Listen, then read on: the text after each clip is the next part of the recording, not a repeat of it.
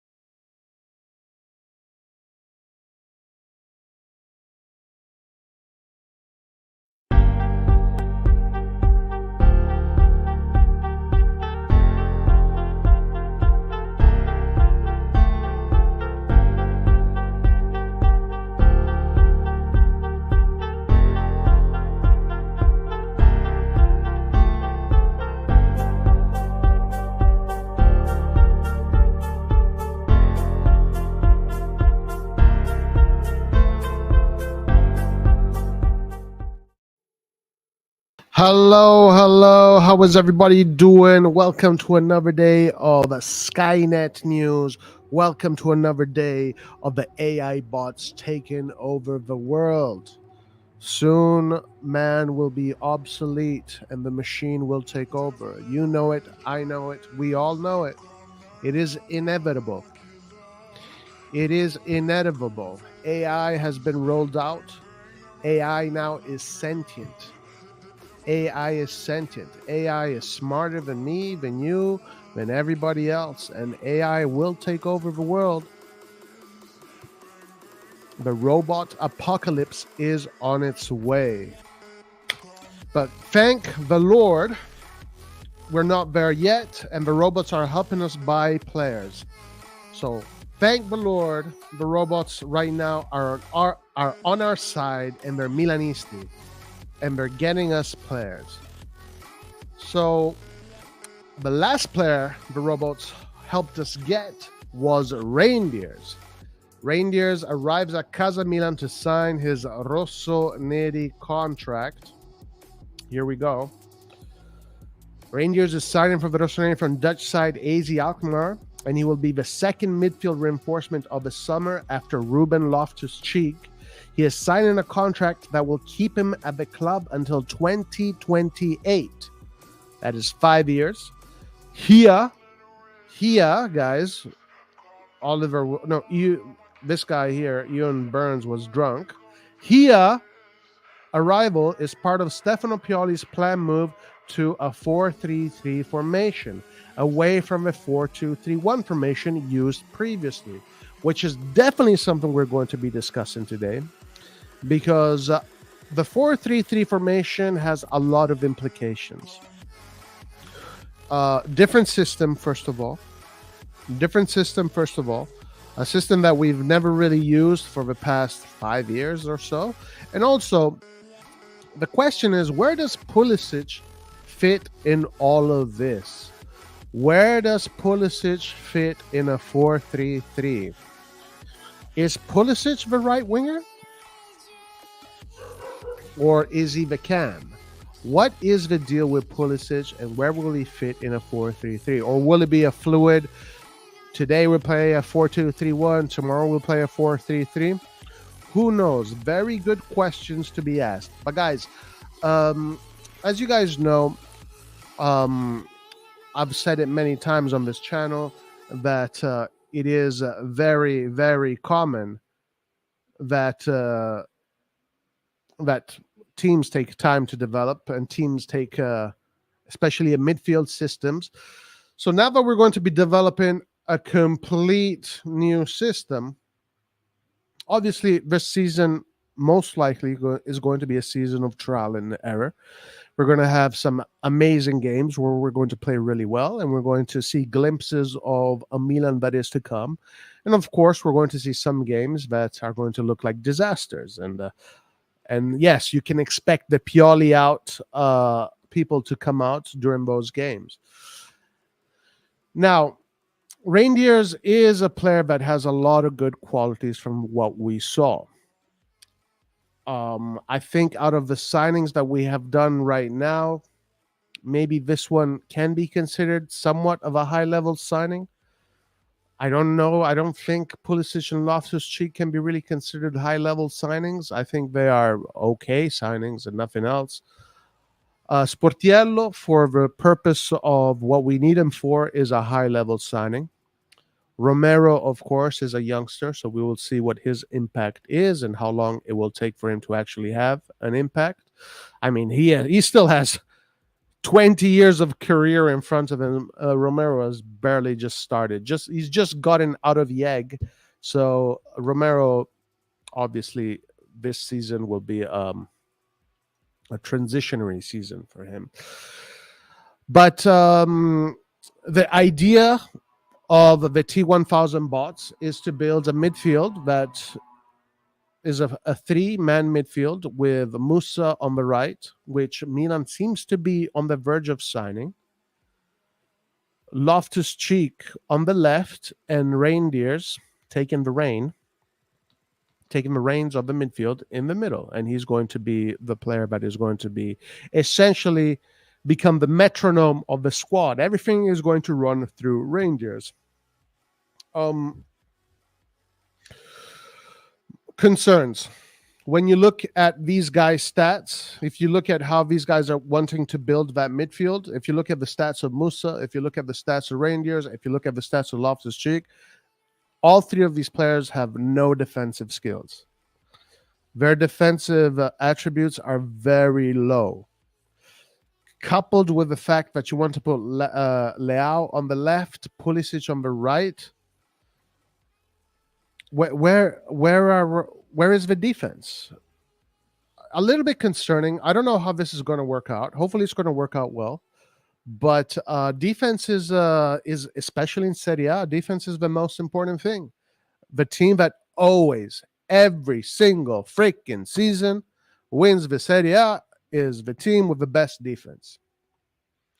If there's one thing in Serie A that is always consistent, well, 99% of the time consistent, is that the team that wins the Serie A is the team with the best defense. Sometimes the second best defense, rarely, super rarely, the third best defense, but 99% of the time, the best defense wins the Serie A, and the best defense are the teams that do the best. So these are things that we need to find out. We will see how the team reacts, especially when we play against Barcelona in I believe, in 2 weeks or so, 2 weeks or a week and a half.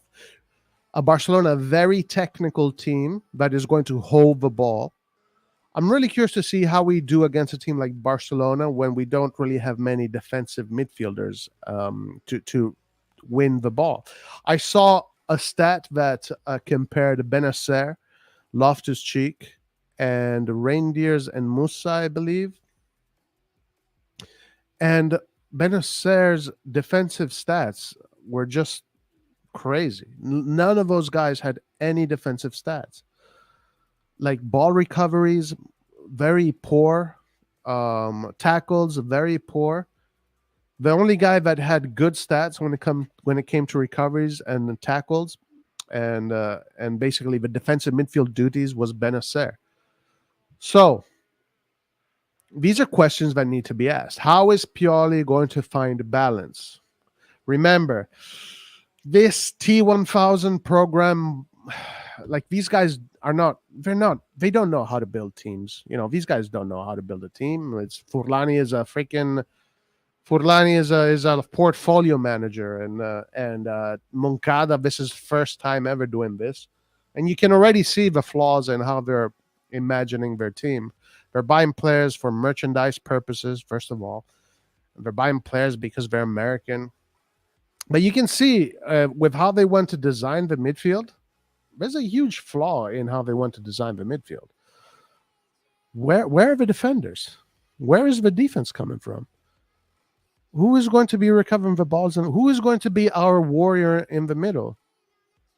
If you look at Loftus-Cheek, it's not part of his game. Loftus-Cheek is a box-to-box player that likes to hold the ball. He likes to pass the ball around. He likes to run up and down. Loftus-Cheek calls himself Kaká. He said he is the new Kaká. And yesterday, if you guys saw the live, other people think that he is Kaká.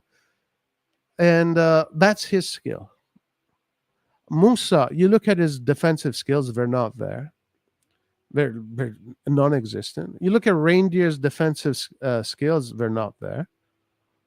So are we trying to build a Barcelona here where we're the fucking best team in Europe at holding the ball and we don't need to worry about defense, we just hold the ball? T-1000 is a player that goes forward all the time.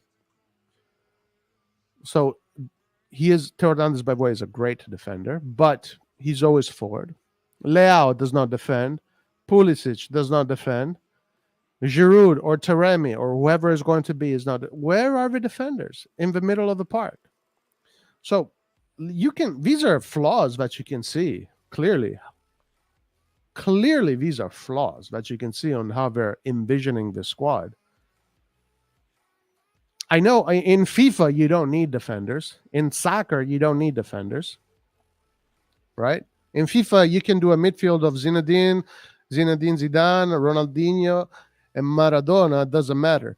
You can have Ronaldinho slide tackle people and Maradona slide tackle people and recover the ball. And on FIFA, you can make Maradona look like Gattuso. But in reality, the truth is, it's not really that simple. So questions need to be asked. What are we doing with this midfield? Like, what is their vision? Is this going to work? But what are the positives? Or what are the good things, rather? We still have Krunic. Krunic is a guy that at this point has made himself one of the, let's say, midfield leaders of the team. He was instrumental when we won the league. Essentially, those last games where we were beating everybody, Krunic was a big part of that squad. Pobega also is more similar to Loftus-Cheek. Pobega, he's not really a ball recovery player. I guess only Krunic is the player with decent ball recovery stats, and they're not even that fantastic either. So I don't, guys, this is a true dilemma. To me, these are right here. These right here are the first mistakes we're making, right here. I bet that this is going to be one of our first mistakes and where a lot of our problems are going to come from.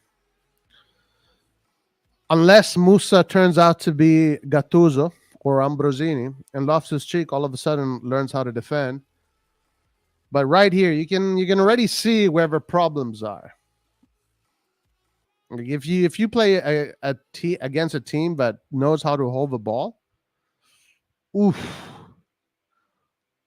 oof, it's gonna be ugly. It's gonna be real ugly. We better learn how to close up shop and play like the bottom tables and play low blocks. Because if we play open football with all these midfielders that don't have any ball recovery skills, it's gonna look real ugly, guys. Real ugly when we play against the good teams. You can probably get away with it with a lot of the smaller teams, since they're going to essentially give you the ball and we're going to park the bus and we're going to give you the ball. But against the teams that know how to hold the ball and that will attack you, especially the bigger teams and the mid level teams like Sassuolo, like Bologna, and these other teams. Yeah, these teams are going to play football. You need to recover that ball in the midfield. You need to make them sweat. So let's see. This is interesting. Let's see what happens with this one here. But for sure, 100%, you can already start to see some flaws in how they're building the squad, especially the midfield. Unless there's stats and data that we don't know about. But the data and the stats are there for everybody to see. These guys have no ball recovery skills. I mean, do we really need to buy players just because they're American to make a buck? Like, can we at least buy one fucking functional player for the midfield that actually makes sense? Does it? This Milan is gonna make me fucking. It's gonna drive me crazy. But if we do play a 4-3-3, what's the deal with the right wing then? I guess it's going to be Pulisic and who else? I don't know. We shall see. But anyway, right now, there are a few players that we're linked with that are very interesting. Danjuma, who I checked out. He looks very good, very skillful. Player that did not have a great season lately in his last stint with, I believe it was Tottenham, but he's on loan from Villarreal. A player that maybe that if you can put him in the right context can give you a lot. Similar to, he kind of reminds me of Laurent from Sassuolo, so a skillful winger. And of course, Taremi, guys, that's the dream. Taremi is the one that can actually change the tide and give you, at least from an offensive standpoint, Taremi can be a huge game changer.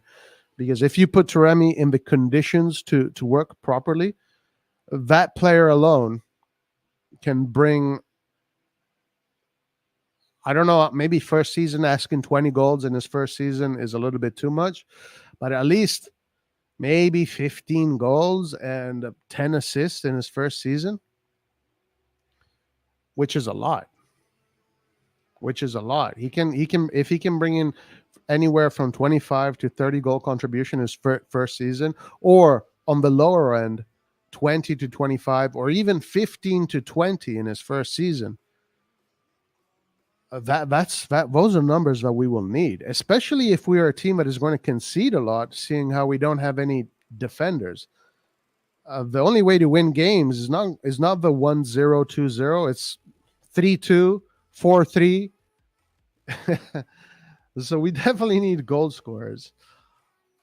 It looks like the Chukwueze stuff is over with. It looks like Chukwueze is no more. I don't know what's going on with Chukwueze.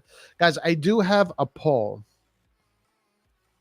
In chat that says, do you like internet drama? And yes, keep it going. And no, let's make peace. So, of course, as a lot of you guys know, yesterday was absolutely nuts. I will address a few things about it, but I won't go too crazy about it. Rock. I've spoken to Rock. Guys, I've said I've done nothing against Rock. I really like Rock. He's a good friend. So nothing but love for Rock. We're going to find a resolution to all of this. So maybe there's not going to be any internet drama. But I do see that 56% of you are saying, yes, keep it going. And 44% are saying, no, let's make peace. Look at that. Bloodthirsty. Thirsty for blood, guys. Hey, drama is entertainment. I'm all about entertainment, guys. I am all about entertainment. Dan99 says, Roy, the only problem with Taremi's numbers is in the Portuguese league. That is, it's really open football, more open than Germany. Yeah, but a player that does those numbers 3 years in a row and also in the Champions League, I don't see why he wouldn't be able to do that in the Serie A. I don't see why he wouldn't be able to do that in the Serie A. Like, listen, guys, the Portuguese league is a good league. Okay, technically speaking, it's probably even better than the Italian league. The U19. Okay, Italy did beat the U19 Portuguese team in the final. Italy looked amazing, by the way. But in the group stages, the Portuguese team beat Italy 5-0 or 5-1. I wouldn't underestimate the Portuguese league, and I wouldn't underestimate the Portuguese traditions and their style of players. Yeah, in the World Cup, he also got 3 goal contributions. I think the Portuguese league is one of the leagues that translates well. It translates well. Now, of course, just like all the players, maybe he's going to have a little bit of a time to figure things out. The biggest problem is not really going to be Taremi. The biggest problem is that we're literally reshuffling everything. Even Tomori, guys, came out. Tomori came out and said this season upcoming is going to be very difficult. We're doing completely new things, and it's going to be really difficult. It's going to be very difficult. But he is optimistic. Of course, he's optimistic. And Tomori also said that Maldini was a big part of the whole operation. That Maldini would talk to him every day, and Maldini is definitely someone that influenced the whole operation. And he will be missed, and things are different without him. But they're going to move forward, and they're going to continue to do what they do. I think, guys, the biggest problem here is not going to be the midfield, the defense, the offense. The biggest issue is going to be not having someone like Maldini in the club. That's going to be the biggest issue. Mario Panicha says, why can not spend 35 million for Chukwueze? We have the money.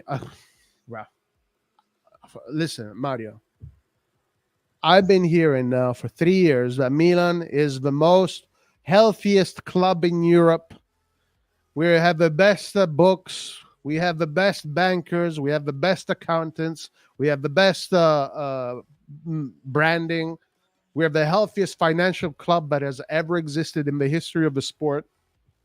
Bro, I don't know why these guys can't spend money. I don't know why they have to sell our players, our best players, to make the mercato. I don't know. I have no clue. We have the money, yes, we do, but they want to spend the money for Musa and Pulisic. They want to spend the money for the Americans because they want to build an American-based squad in order to sell it to the U.S. CDK is going to be loaned out, which is great, Ismail. I think that is very good for CDK.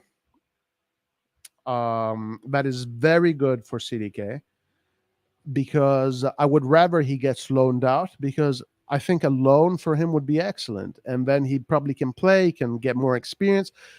All we need is an older, more mature CDK. A CDK that is more mature, more experienced, a little bit more hairs all on his body. You know, he's young. He's a late bloomer. And then we can actually figure out whether or not CDK is the player that Maldini thought he was going to become. So loaning him would be great, and to see what he does on loan would be fantastic, in my opinion. Roy, do you think Baresi can do the same as Maldini in the locker room, the way how to motivate players? No, absolutely not. Because Maldini worked on that skill. First of all, Okay, Baresi was the captain. Baresi has plenty of football experience. He was a captain, one of the greatest captains of Milan ever. But so did Maldini. Maldini more contemporary, more in tune with the younger players. But also Maldini has been working at that job for now 5 years. So Baresi, this is the first time that Baresi does that. Like everything, guys, in life, you don't learn things in one day. This is normal. You just don't learn things in one day. There are many things that I'm sure Maldini, on his way to trying to become the best version of himself in his new job, that he thought that he things that were trial and error, things that he did wrong. He said, "Okay, well, I shouldn't do that. I'll do it this way." Blah blah blah blah. So Baresi now has to go through all of that. Baresi will probably say things that maybe motivate a player in a wrong way, not understand a player. While Maldini already has the experience, he knows what's right and knows what works and doesn't work. But can Baresi become the same? Yeah, I think so. I think in the long run, Baresi can become the same. I just don't believe in this concept that everything happens overnight. It just doesn't. Like nothing happens overnight. Guys, you want to build a tree, you want to plant a tree. If you plant a tree tonight and you fucking pour lots of water on it, you go to sleep, you go to bed, you wake up in the morning, you don't see a tree grown from the mud. No, you have to wait weeks, you have to wait months. With some trees, you have to wait years before that tree grows, matures, and become a fully grown tree. So that's the issue. It's not who's capable, who's not capable. Is that things just don't happen overnight. And for example, I'm a musician.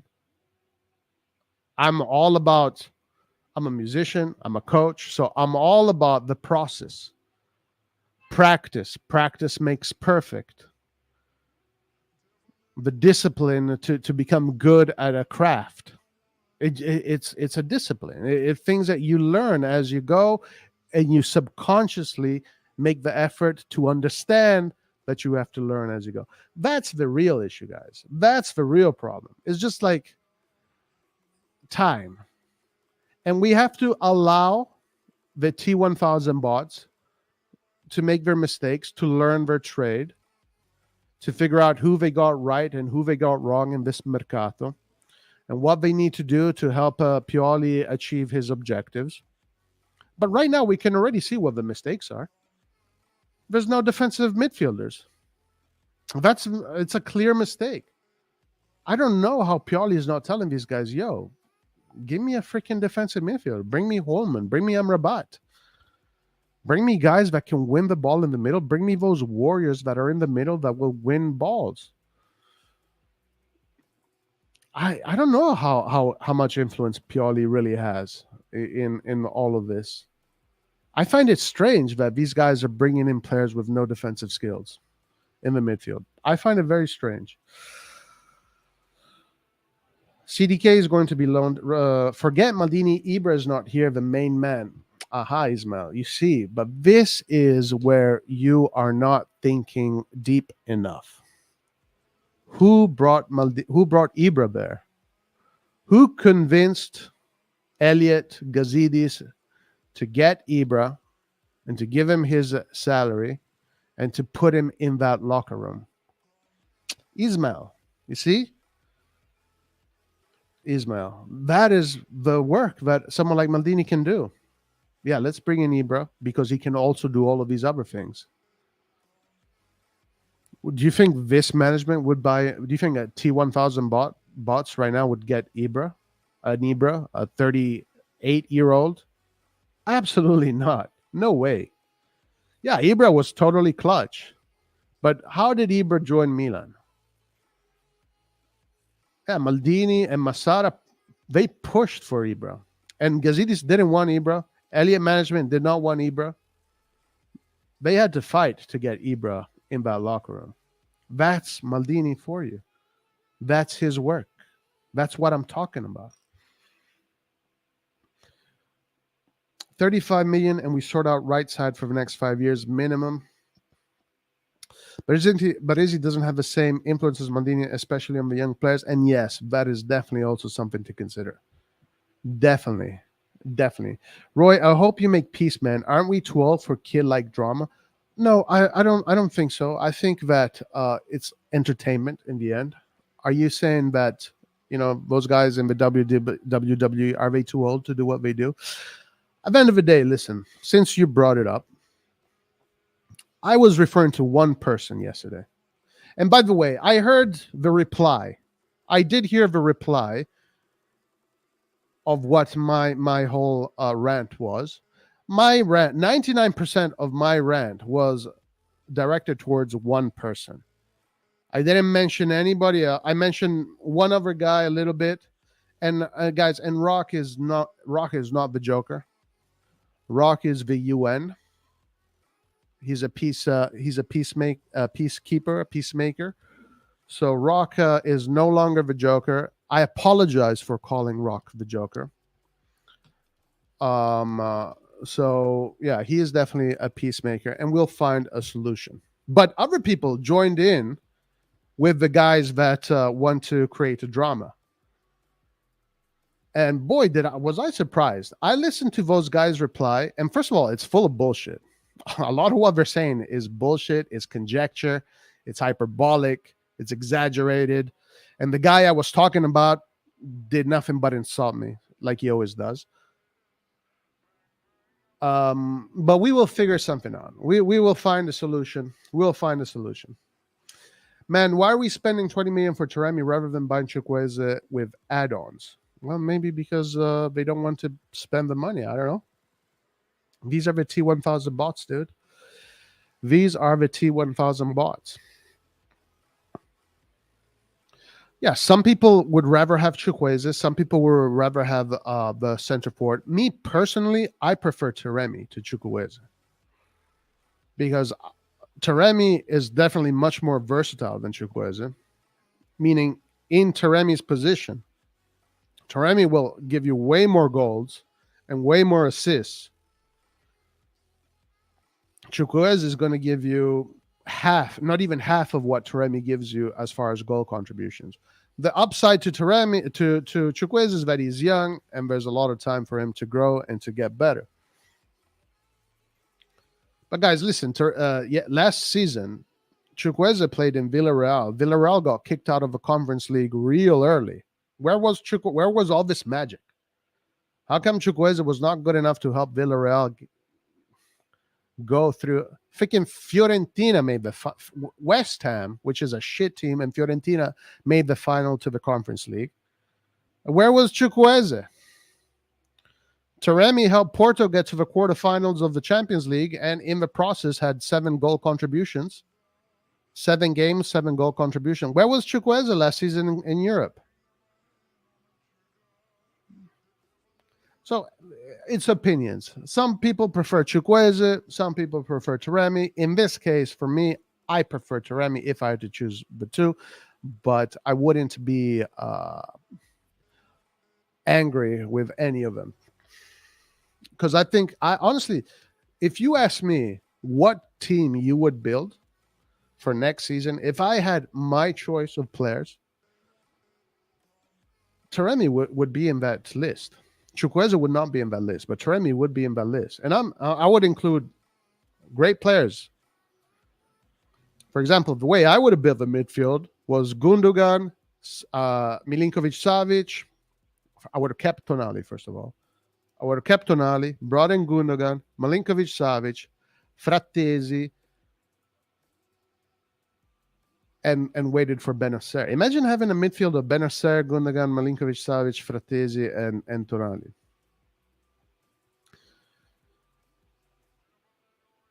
Or maybe if you don't want to get Frattesi, get Amrabat. One of the two.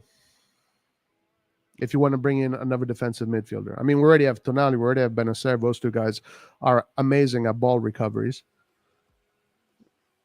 So bring in Milinkovic-Savic. Like, that's a midfield that will put fear in your opponents. On the right wing, I would have brought in Arda Güler, not Chukwueze, not Berardi, not anybody else. I would have brought in Arda Güler. Up top, I would have brought in Taremi to help Giroud. And then the defense. So I think we're set in defense. Even though this Facundo guy that we are linked to, I like it. I like this link. It's a good link. But listen, let's be honest with you guys. Let's be honest with me. And be honest with yourselves. If Juventus tomorrow fucking says, yeah, we just signed Pulisic, Loftus-Cheek, Reindeers, and Musa, are you guys shitting your pants? Like, I know this sounds horrible. It sounds horrible, dude. Because we're supposed to support Milan no matter what. But that's a legitimate question. If Inter tomorrow signs Pulisic, Loftus-Cheek, Reindeers, and Romero, are you saying, oh fuck, we're fucked? It's over. It's done. Listen, I don't want to get too much into that, but the only thing I'm going to say about Milan is that we need to give this new Milan time. Time is going to be the key for success. I hope that the fans will understand this, and I hope the management will understand this. Because one of the things I do fear is that if Pioli can't deliver right away, they're going to fire him. And they're going to say, it's your fault. You're the scapegoat. It's your fault that Pulisic is not playing like Shevchenko. It is your fault that Loftus-Cheek is not playing like Kaká. And then they're going to get another coach. The coach is going to have the same squad. Doesn't matter how he shuffles the players. It's still the same squad with just a few months of experience in the Serie A. So these are the things that we need to hope for. That the players can deliver right away. That the players that are already there, Leao, Giroud, the defense essentially, can help the new players integrate and can help the new players understand what are all the difficulties of the Serie A on the pitch, and that they can carry the team. Hopefully the Maldini players can still carry this team until the T-1000 players can do the carrying themselves. So that's the hope.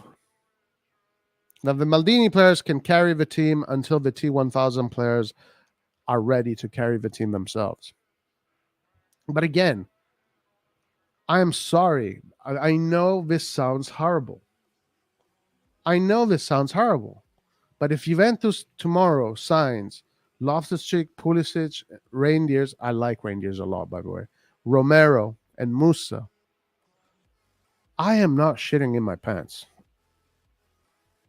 But if tomorrow Juventus signs Gundogan, Milinkovic-Savic, Arda Güler, Frattesi, and Taremi, I'm like, okay, they're winning the league. It's done. It's over. We might as well go home. So whatever. I know you guys, some of you guys don't want me to say these things. But again, I'm here to be honest. I'm not here to fucking blow bubbles up anybody's butt. I'm not here to fucking tell you about rainbows and fucking unicorns. I'm being completely honest. Let's hope that these guys are going to hit the ground running and they're going to kick ass. I'm expecting them to win against Bologna in the first game. I'm expecting the team to win against Bologna. And I think we have another game after Bologna that we should win. Then against Rome and Inter, I don't know. Let's see. But at least I'm expecting them to win against the mid-table clubs. The lower clubs, I don't know, because we can't even beat the lower clubs when we have Rui Costa, Seedorf, Kaká, Ronaldo in the team. Yeah, R9.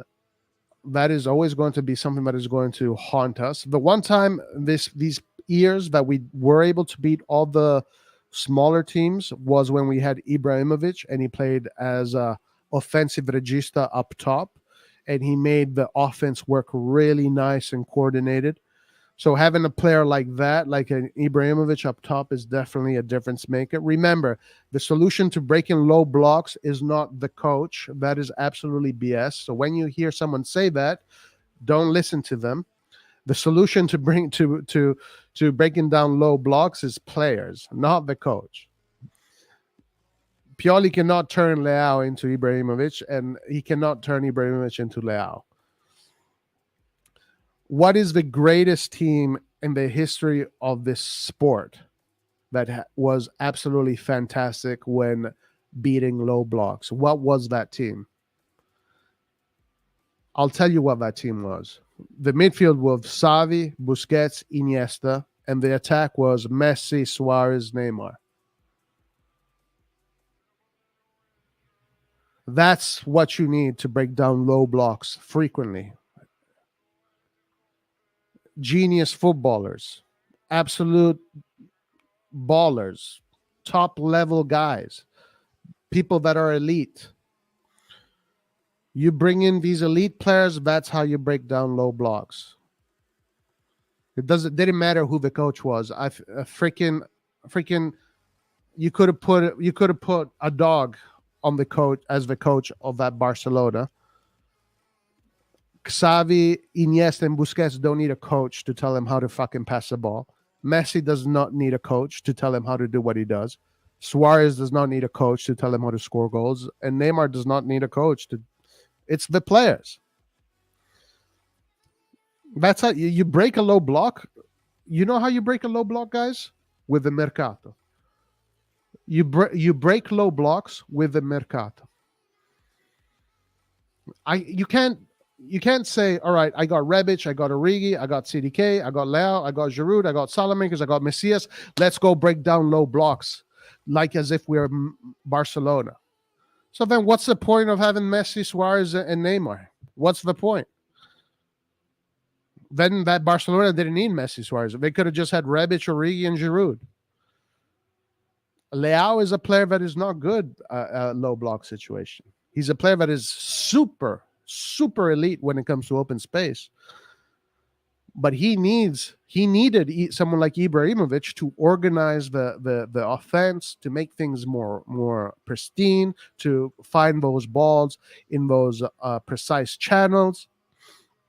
One pass by Ibrahimovic used to open up the space for the next 5 passes. These players here that live in this other stratosphere of IQ, intelligence, experience, and quality, these are the guys that break down low blocks. You want to break down a low block? You have to buy players that are capable of breaking down low blocks. You can't train a player to break down low blocks. It doesn't work like that. You cannot you cannot turn Rebic into Messi. You cannot turn Origi into Neymar.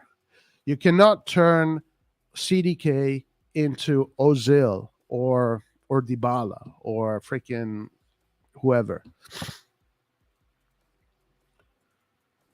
That's why these players cost a lot of money, and if you want to win, you have to spend money.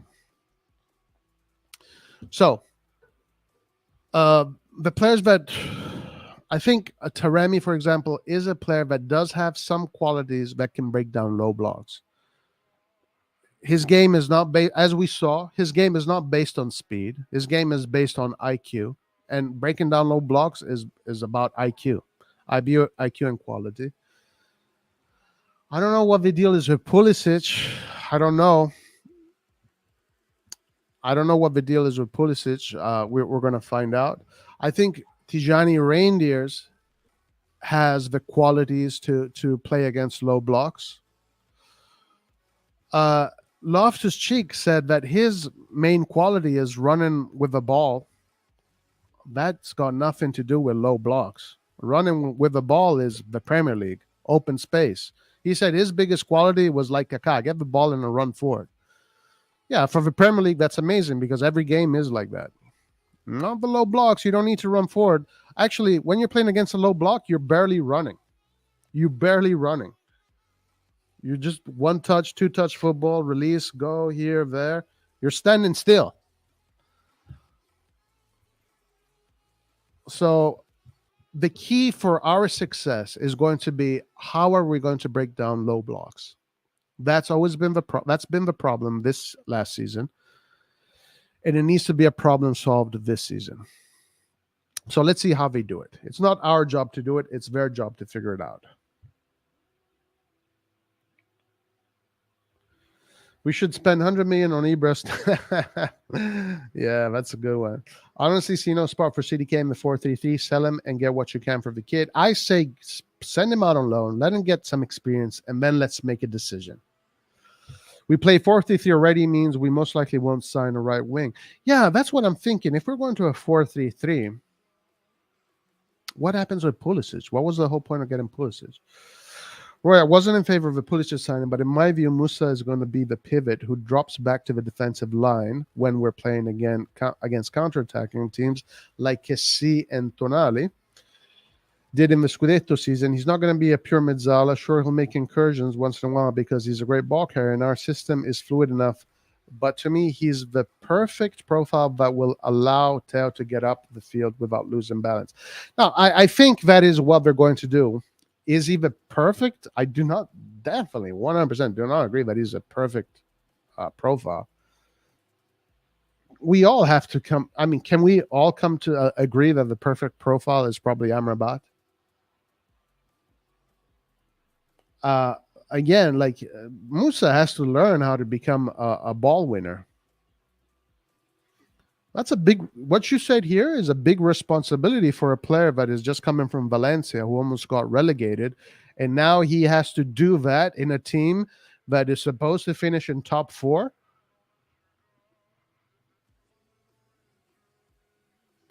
These are difficult things to be asking for this kid, man. You gotta allow. Musa is probably one of the kids that we have to allow the most to. We have to be the most patient with. Because it seems like we're giving a lot of responsibilities to this kid. He's not coming from Real Madrid. He's not coming from Barcelona. He's not coming from Atletico Madrid. He's not coming from Liverpool, Man City. He's coming from a Valencia team that almost got relegated. You're asking this kid to stop Roma, to stop Lazio, to stop Juventus, to stop Inter? Difficult, my man. Difficult. Can he learn how to do that in time? Yes, he can.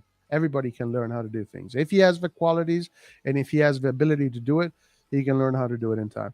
Guys, by the way, do you like internet drama? Right now, 48% is saying yes, keep it going. 52% is saying no, let's make peace. So right now, peace is winning. We need to wait until winter to start seeing progress. Probably, yeah. If they keep that high press with these players, I see a lot of 3-3-2, 3-2-4 games with a 4-3-3. Yeah, I think a high press will have to be the necessary approach here. I think the high press has to be the necessary approach. It has to be, because if you play open football, you're going to get killed. You're going to get killed with these guys and their stats. If you invite the opposition, you're risking, because you don't have great ball winners in the middle. So you're going to invite a lot of pressure in the box, and you're going to invite a lot of shots. So the only solution I see is to be a high pressing team with these players. That's probably what they're thinking. Yeah, that's a good shot. Good job, Celestian Lion. Celestian Lion thinking like a coach. I like that. That's a good shot. Probably with these players, the best solution is high press, high line, high defensive line, high press, and try and suffocate the opposition. Because if you do congest your opposition's half, and you don't give them much space to come out, then the spaces are smaller. And if they can find a good balance and a good coordination in the high press, maybe that can work. Well done, Celestian Line. Thinking like a coach. Without Maldini, Milan would have Aspioli and got Ragnick instead. True, 100%. Ibra only came to Milan because no other top club wanted him. That's bullshit, man. What the fuck are you talking about? Ibra was all right. So Ibra, first of all, Ibra could have gone to any club that he wanted. Ibra was supposed to go to Napoli. Napoli was ready to sign. He already actually signed a contract with Napoli. or he was about to sign a contract with Napoli. But then Napoli fired Ancelotti, and then Ibra decided to not go there anymore. So he looked around and see what else is available. And then Raiola said, "What about Milan? Do you want to try Milan?" So then they asked Milan. Maldini said, "Fuck yeah, come to us, please come to us. We need you." And then there was that whole process of trying to convince Gazidis. Come on, guys, if we're going to say things, at least say them properly. What's up with these anti-Maldini agendas? I did check out the reply. They didn't really mention the 9/11 joke and the rape. Yeah, that's right. Of course they won't. Of course they won't. So didn't even said himself it was Milan or Napoli, but Maldini and ever got him. Zlatan wanted to join Napoli over us in the beginning, yeah. Is Musa a physical player? Can he be a DM in a three-man midfield? I think he can become one eventually, but right now his numbers are very poor. But yeah, he seems like to be, he's very similar to Kessie. Very similar to Kessie. He wanted to do something like Maradona. That's right. If we get Taremi, who would you get for the right wing position? Give me names. If Bakayoko is actually 25 million or 20 million, I would get Bakayoko. Hands down. Wouldn't even think about it twice. And who else is there? Maybe I'd see how much Berardi costs. If Berardi is somewhere between 20 million, 15 million, maybe Berardi. At the end of the day, Berardi is a baller, guys, whether you like it or not. I know people don't like him. Bakayoko top of my list. Arda Güler was top of my list, but Bakayoko top of my list. Who else could there be? Who else could there be?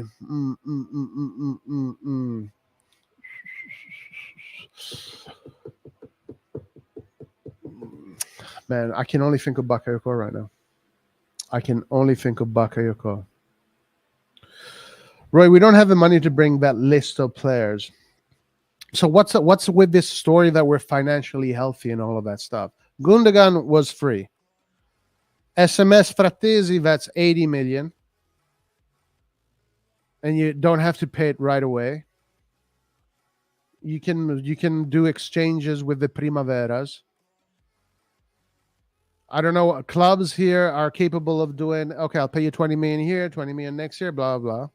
Arda Güler was 20. Arda Güler is only 20 million, guys. Arda Güler in a few years is going to cost 200 million. I think we could have done it, but I don't know. Whatever. Maybe not. Maybe you're right. We'll sign a deputy right wing for Pulisic if we go 4-3-3. Yeah, maybe. Long Jewish name. Look at Musa defensive stats. Isaacson, the Danish kid. Isaacson is not good, to be honest. Not Milan's level. It's difficult to tell. It's difficult to tell. I mean, CDK was killing it in Belgium at that same age. Then he came to Milan and we saw what happened. Isaacson in Denmark, similar numbers. Maybe actually CDK overall had better numbers. Can you guys imagine that CDK in Belgium scored 14 goals and 9 assists? 14 goals and 9 assists. If my mathematics, if my advanced calculus is correct, that is 23 goal contributions. That is 23 goal contributions.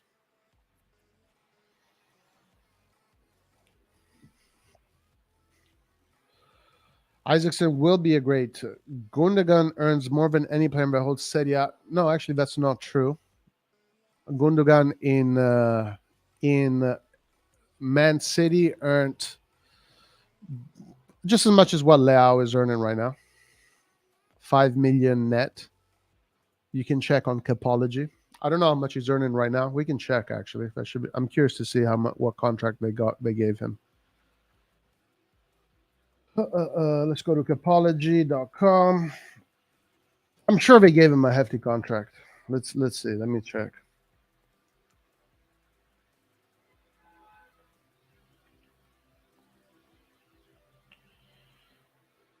Barcelona salaries. Let's see what he got. He's not even. He's not even. Where is he?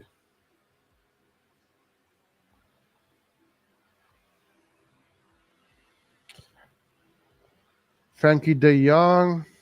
Wow, these guys make a fucking shitload of money. Damn. Holy moly, their contracts are insane. Frankie De Jong makes so much fucking money, guys. Oh my lord. Jeez Louise.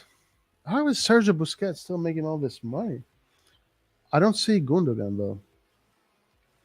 Frankie C making where's Gundogan? Hold on, let me share this.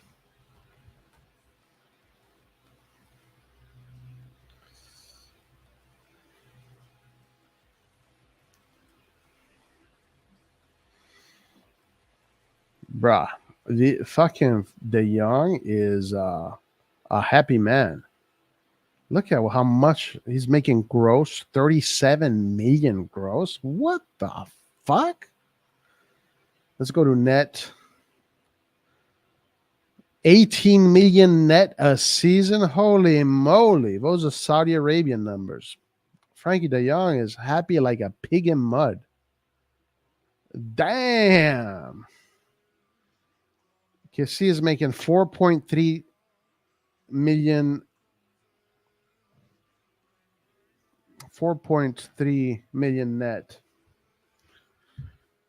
Plus bonuses, I guess it goes to a higher thing. I don't know.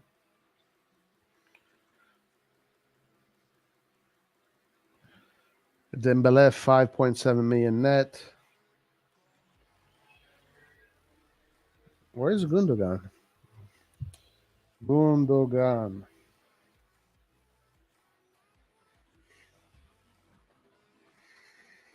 I don't think these have been. I don't think these have been updated yet, huh? Let me see the Real Madrid salaries. I guess from last season. Damn, guys. These guys make so much fucking money. Bruh, Eden Hazard is the most paid player in Real Madrid. The guy never plays.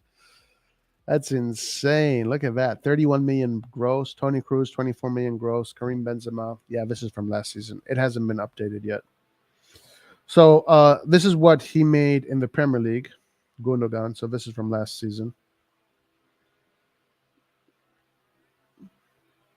Manchester City.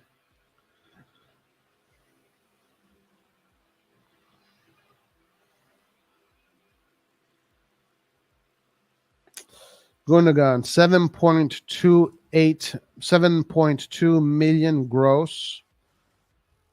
And that is pounds. So let's go to euros. Let's put net.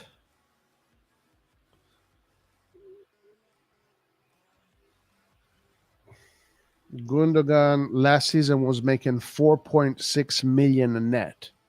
So yeah, we could have given him an offer. We could have definitely given him, an offer for sure.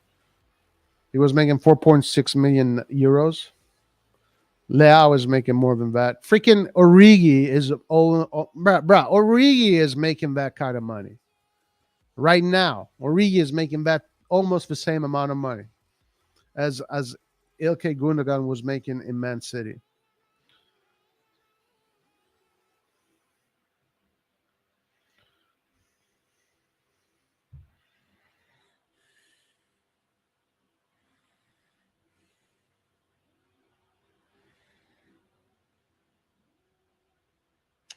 Yeah, maybe, yeah. He's very good. I like what I saw. I definitely like what I saw from him. Roy, we've been playing with the high press last season in most games. Stronger teams, we play a low block first line. Yeah, hopefully it works. Hopefully, if we do that this season as well, it's going to work. Um, I think, I think, I think that's what we're going to do. I think Celestian Lion is correct. I think we're going to try play high press this season, like really high press, and really focus on ball possession. We're gonna try and play like Napoli. We're gonna try and play like Napoli did last season. I think that's. If you look at this team that we're building, it's probably like a bootleg Napoli kind of thing. We're gonna try and do.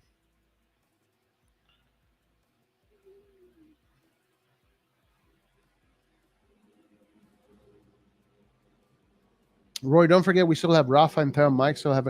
Yeah, guys, I don't know if you were here, Asen. I said when I said this, I said hopefully our Maldini players are still going to carry the team. You know, I mean, yeah. And I've said it. I bet, guys, I'm willing to bet anything that that most of the ball is going to go through Lao. Most of it is going to be through. Lao looks really motivated. Lao seems to be extremely motivated for next season. He wants to have a big. This is his big season. I think Lao wants to have his best season right now, and I think this is that's what he's preparing for. He seems to be. I've never seen him so motivated. You know, he's coming in with a really positive attitude. He wants to freaking show his worth. New contract, new number. He's the leader of. He's officially now the leader of the squad, no doubt about it. Yeah, I mean these players are going to carry the team, Asen. That is definitely for sure. They are the only ones that can carry the team. The new guys aren't going to be able to do that, at least not for now.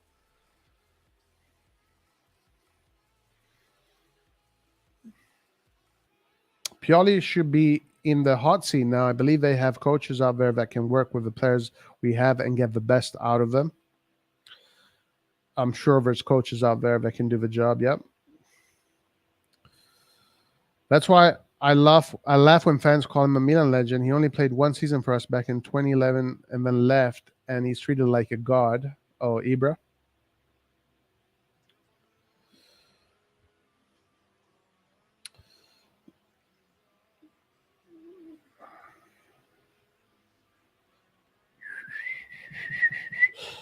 Bringing SMS, Gundogan, Amrabat, shake my hand. That sounds great, but this is Milan, not City or Madrid. Bruh. Gundogan, Amrabat, SMS. SMS played with Lazio. Amrabat plays with Fiorentina. Gundogan was free.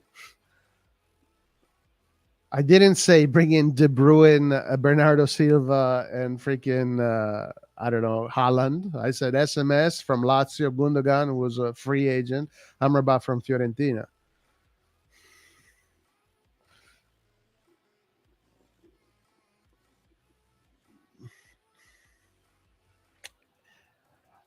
Bro, don't let other people affect you. We know you know what you're talking about. Everyone has their own opinions, even if they are crazy. No more kind shit. Amrabat's still available. Why are we not looking at him? Yeah, good question. Very good question. Why are we not? He is the best replacement for Tonali. Best. The problem is that Amrabat is not American. If Amrabat was American, we'd be looking at him.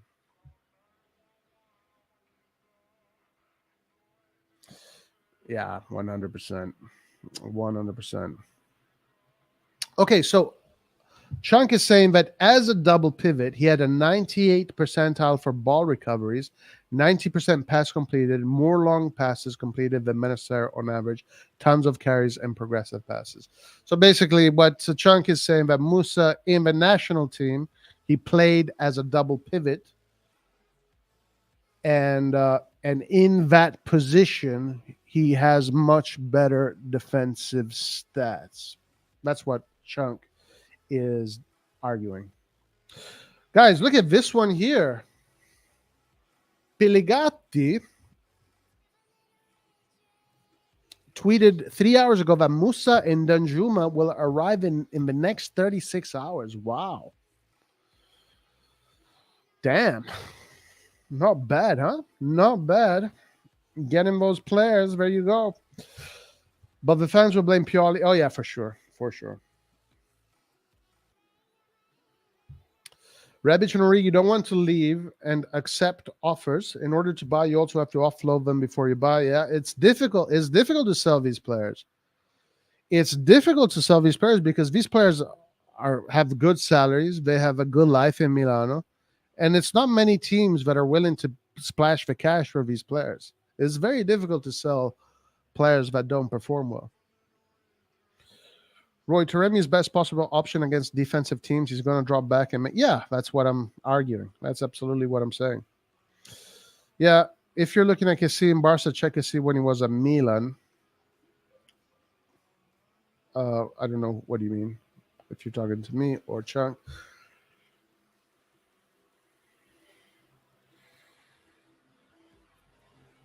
Oh wait, you're talking about Kessie. Oh, okay. I see. All right, listen. Gattuso said that Musa is very similar to Kessie, but he said he's similar to the first Kessie. The first Kessie, not the Kessie that won the Scudetto or the Kessie that shielded the ball in Atalanta's corner when we first got in the Champions League a decade later. Gattuso said that he reminds him of the first Kessie, when Kessie was a young lad.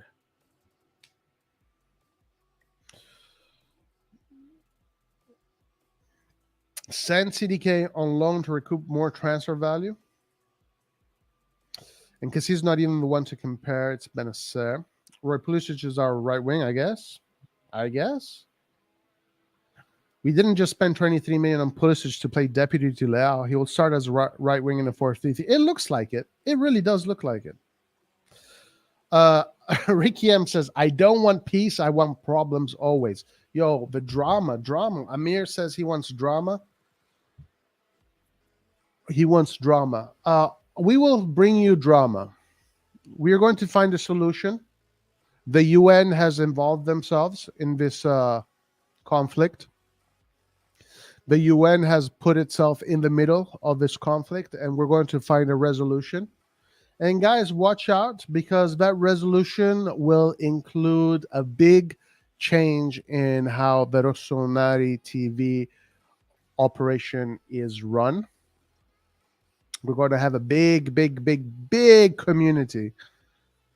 And so we're in talks right now. A peace treaty is being outlined right now, and the UN is helping out with this peace treaty.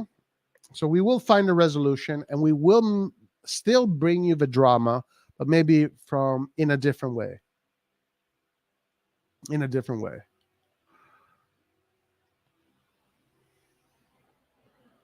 We will figure it out. We will see what happens. We will figure it out. But I was very surprised by the response I got yesterday. I was wrong about some of the people there, man. There is someone in particular that fucking went just threw a curveball.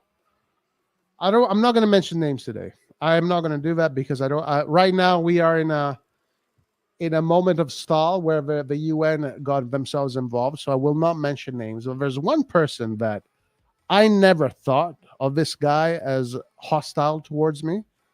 I always been a good ally to him. I encouraged him when he was when he had issues.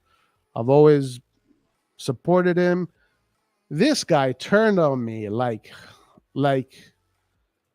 when a fucking hot chicks walk, like a horny dude does when a hot chick walks by. Boy, did I not expect that. So you want to talk about drama. I'm not going to be mentioning names, guys. I'm not going to do that today. Right now, there's a peace treaty happening, and we're finding a resolution. And I think this resolution is going to satisfy not only the two communities that are in conflict, but you guys too, everybody else involved. So So be ready for this. Something new is going to happen soon. And we're going to create a really, really, really, really, really big community. Really big community. And it's going to be an exclusive community tied to this channel and maybe Rock's channel. So there's a resolution there. But right now, I wanted to rephrase something. Yesterday, so apparently, when I heard the answer, like when I heard these guys answer back to my rant yesterday, it's clear that they did not listen to it. They did not listen to what I said. They didn't even respond to what I said. They just came with insults and wild accusations and conjecture, hyperbolism. It's okay. It doesn't matter. We'll figure it out. But one of those guys, I never would have expected of one of those guys to turn on me like that. That is insane. That is insane. But listen, I do believe in forgiveness. I am a Christian. Christians believe in forgiveness. And I think that it's okay. Everything is going to be okay. Everything is going to be okay. But we will bring you drama. Don't worry, Amir and Ricky. We will bring you lots of drama. It's going to happen, but it's going to happen in a controlled space, like the WWE. It's not going to be wild. It's going to be controlled.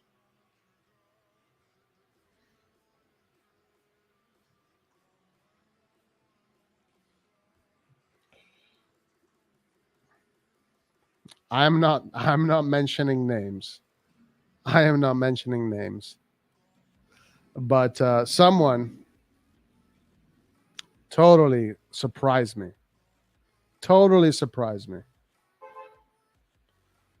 Totally surprised me, guys.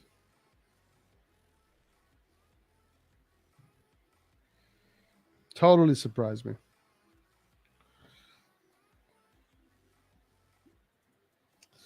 Amrabat has a Dutch passport. I didn't know that. Amrabat is out. Dom Pioli is going to bring it to life. I'm not promoting right now. I'm not promoting their channel until the piece will be finalized. As I said, we are in a peace accord right now. The UN has stepped in, and we're trying to find a resolution which will settle everything.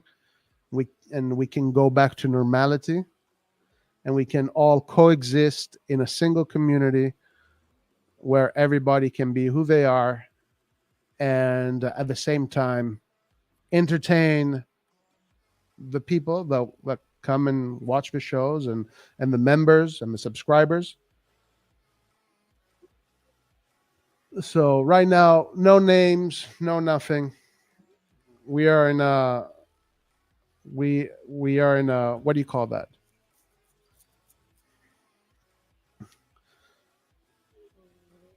Amrabat was born and raised in Netherlands. I did not know.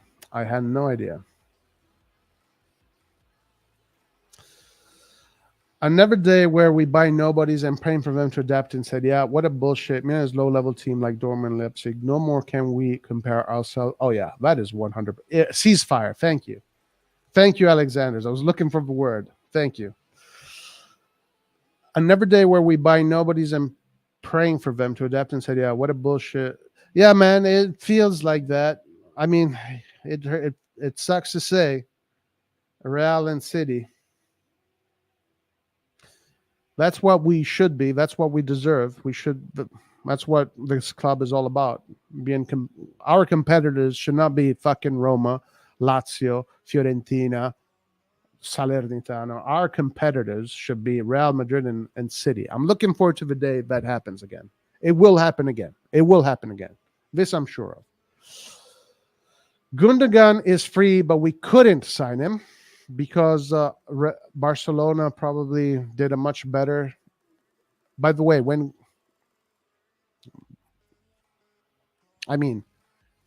moment that Gundogan was ready to sign for a new club, We just fired Maldini. It was a mess. Just like Goulart, those players would pick Barca and Real over Milan.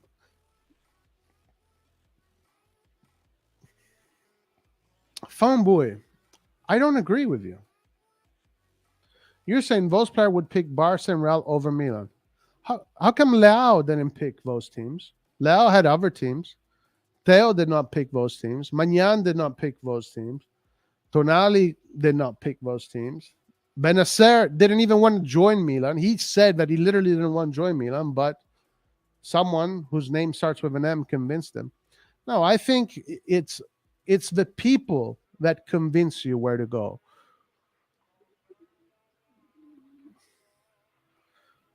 I mean, let me ask you a question.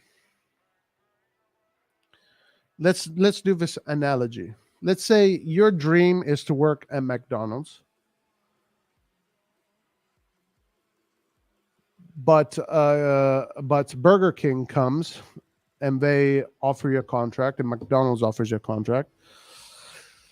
Your dream is to work at McDonald's, but here comes Burger King, and then they offer you something that you can't refuse. They really give you, they're going to set everything up for you. They're going to tell you everything you want to hear. And then the people that work in Burger King, even though you prefer McDonald's, the burgers at McDonald's, but the people that work in Burger King convince you. Say, these people are the right people that I should be working with. So you end up working at Burger King instead.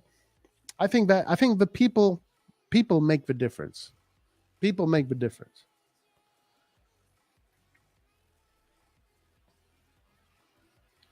Yeah, Goulart was difficult, of course. Of course, Goulart was difficult. Because signing these players is difficult, you need someone like Maldini to go and convince them. Did you see how Thierry Henry reacted to Maldini? Thierry Henry, a Ballon d'Or winner, a legend of the game, acting like a school girl when he saw Maldini. It's like when a schoolgirl sees Justin Bieber. Like, that's how he acted in front of Maldini. Did you guys remember that fight that Maldini had with Spalletti against Napoli?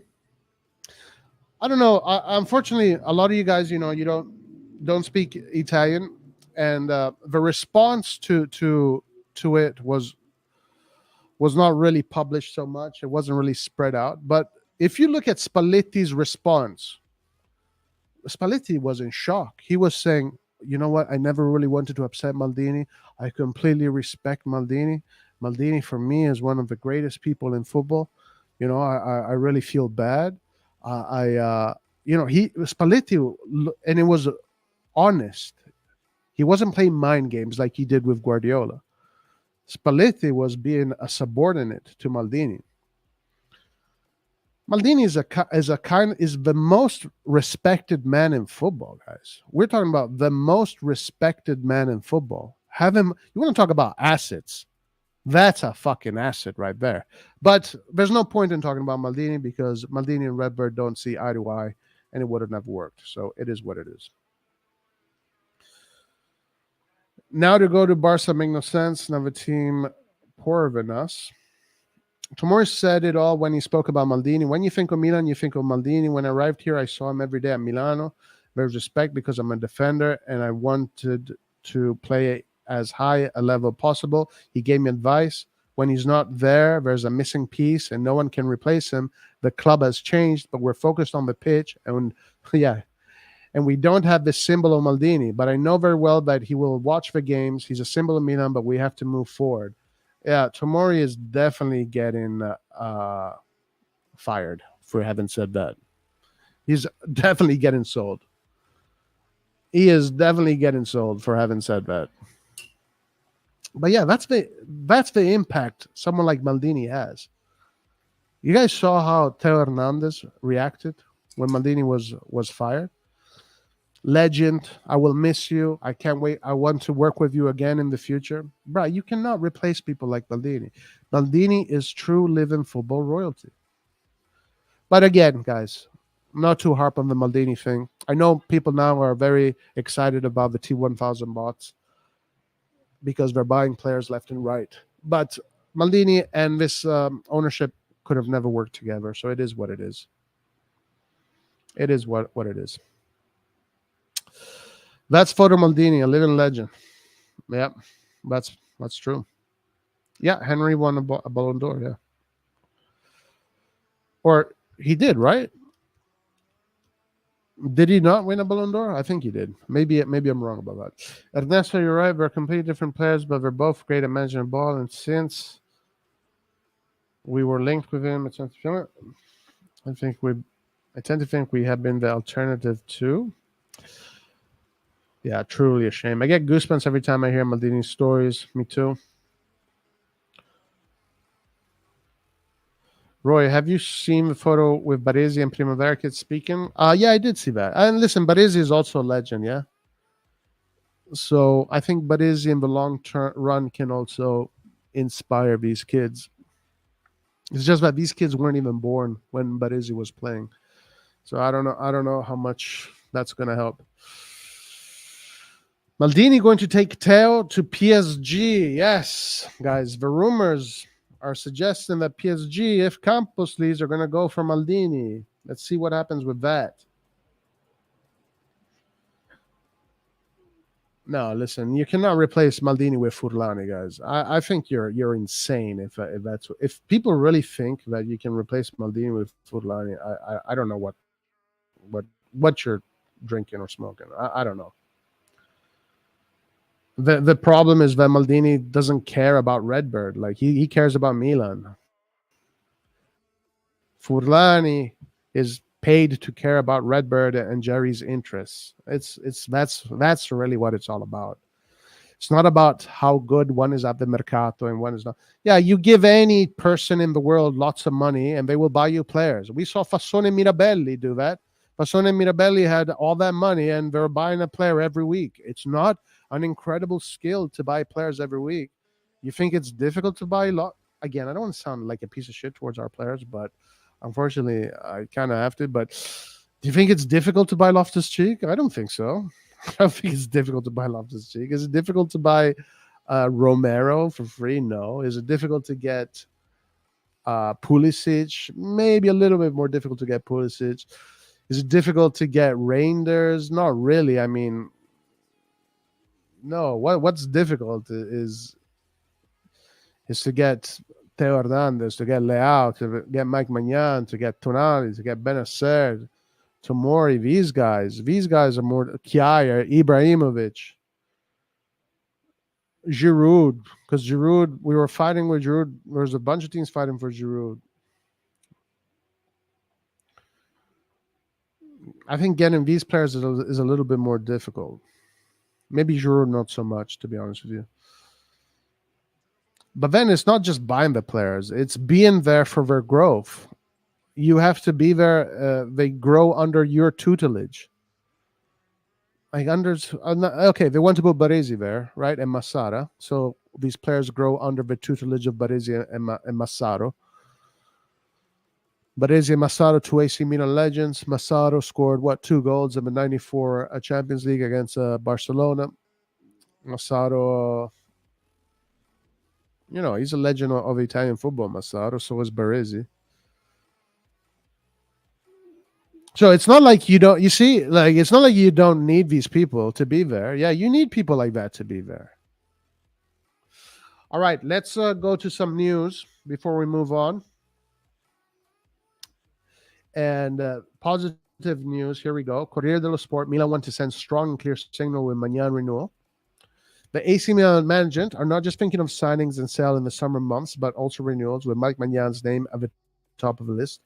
According to Corriere dello Sport, the new look management are thinking about extending Magnan's current deal, which expires June 2026, for another 2 seasons and with a pay rise too.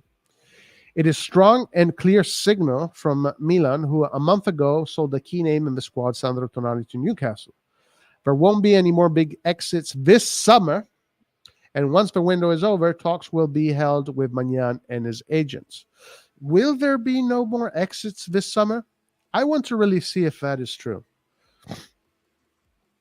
I want to see if that is true, because if a team does come with 100 million for Theo Hernandez, I don't believe that there are not going to be any big exits this summer. I think that these guys will sell. If their offer is right, these guys are going to sell. They're not going to wait.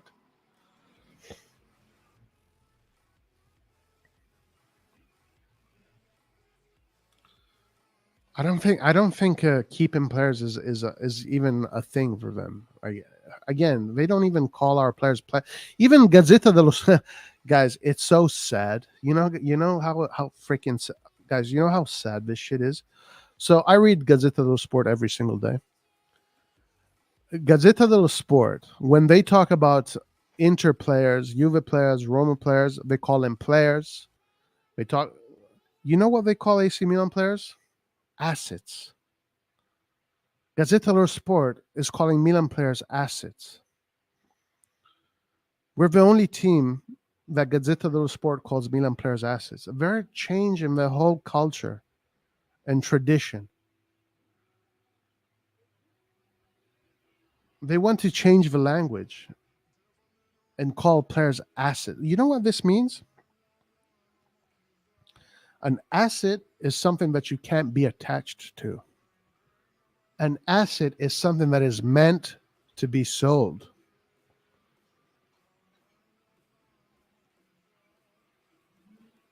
It's sad. To me, this is sad. I am looking forward to the days when AC Milan will be owned by a crazy owner whose intention is just to go and compete against his elite billionaire friends, because that's what football is about. It's about elite billionaires across the planet doing a hobby, which is having a football team and competing Sunday afternoon against each other. That's what football is about. It's about the fucking elite billionaires of this fucking planet playing sports against each other. Because they're too old to fucking play football, what they do is they buy teams and they go up against each other, and that's the thing. That's what they do. That's what I'm looking forward to. I'm looking forward to a Milan that will be owned by some crazy elite billionaire that is going to use Milan just to go and compete against his buddies that he has parties with in fucking weird ass islands across the planet. Hopefully that happens soon, but we got to get that stadium done first. And I like the stadium idea, by the way. I'm all for it. The Frenchman is the only key man who has not yet renewed his agreement since his arrival from Lille for a bargain 15 million included bonuses. His hand in the Scudetto and last season's Champions League run have not gone unnoticed, of course not. It is better to take precautions from Milan's point of view because there are interested clubs around Europe, given that Magnan is one of the goalkeepers around. Wow. Who is this? Oliver, buddy. One of the what goalkeepers around? Come on, Ollie. Come on, Ollie. One of the best goalkeepers around?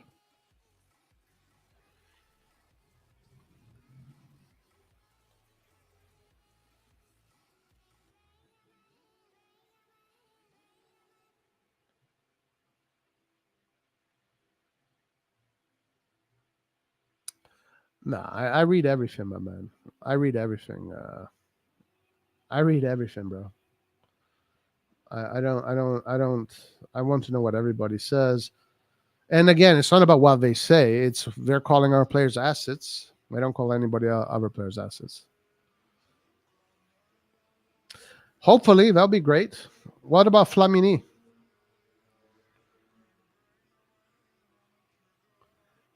Roy, to be serious, nobody wants Magnan, nobody wants Teo. Ernesto, that's a little bit too much of an assertion, right? Like nobody, like saying, okay, nobody wants them, nobody wants this, who cares? No, I'm sure there's teams that are looking at Magnan and Teo. Eventually, one of them is going to be. Eventually, one is going to have a concrete offer coming in. It's just a matter of time. I mean, especially Theo, because maybe goalkeepers, you can say, yes, there's a lot of teams that already have the goalkeeper position filled, but with Theo Hernandez, how many teams? Nobody has a fucking left back like Theo Hernandez. Left backs, full backs are quite fluid.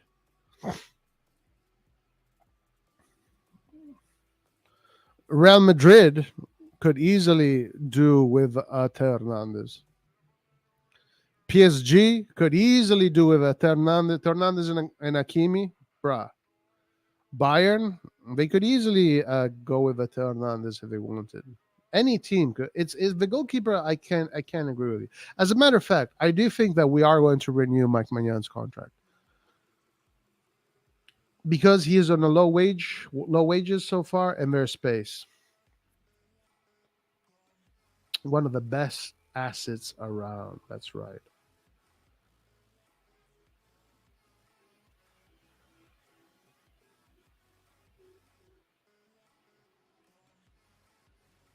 Let's go to Twitter, guys. Sempre Milan is dead. Dead in the water.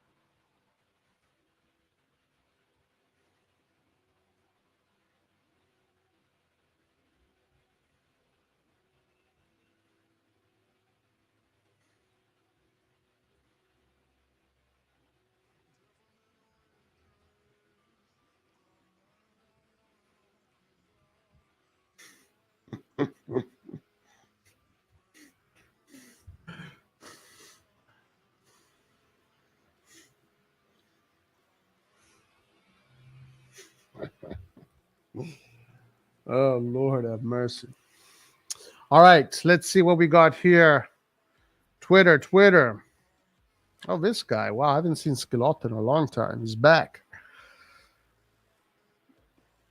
Centrocampisti che ha preso il Milan mi piacciono. Padovan. He likes the midfielders that Milan got. Pelegatti expects AC Milan to sign midfielder and forward after Rangers in the next 36 hours. Danjuma and Musa.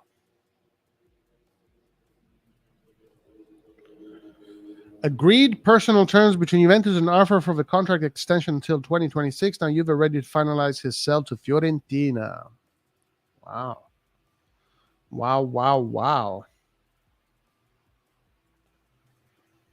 Kim with the Bayern Munich shirt. Look at that. Napoli set to rival AC Milan for Bayern Munich midfielder Gravenberg. Let's see what happens with that one.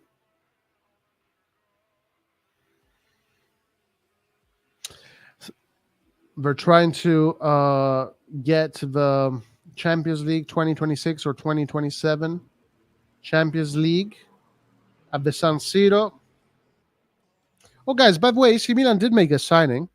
They bought a young Real Madrid player that is going to come to the Primavera, but train with the first team. So once again, Real Madrid uses AC Milan as their personal garage. Yay! Assets. I love me some assets, guys. Oh boy, those perfect hourglass figure assets. Oh Lord, assets. When you go to the beach, all you see is assets. There he is, Baresi, talking to Zenoli. He's saying, "Who is this guy? Yo, is this your crazy uncle?" No, that's Baresi, you idiot. That's fucking Captain Baresi. You don't know who that guy is? Baresi. Who's Baresi? You idiot. Baresi is one of the legends of AC Milan. You know why you don't see the number 6 anymore? It's because this guy made that number 6 so prestigious that Berlusconi thought that nobody else could ever wear it again.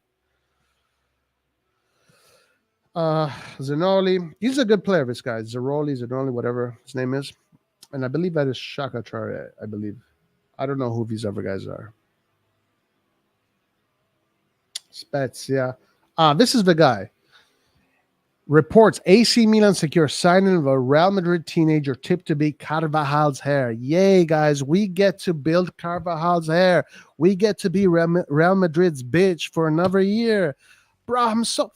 Assets. Fuck yeah.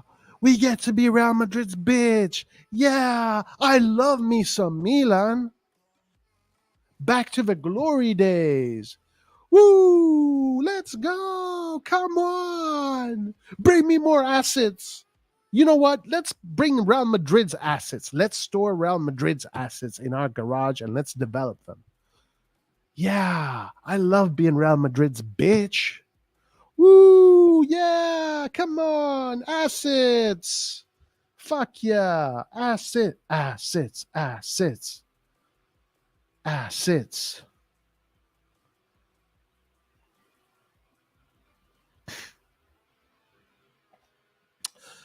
Curva Nord from Lukaku says, we defended you, but you betrayed us. We don't want to see you in our team anymore. Curva Nord very unhappy with Lukaku.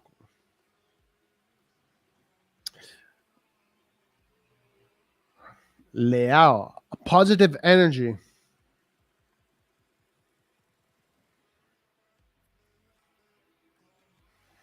It's official. Seko Fofana, a player that we should have gotten actually to replace Kessie, to Al Nassr from Lens for 25 million. Go fuck yourself. Go fuck off. What?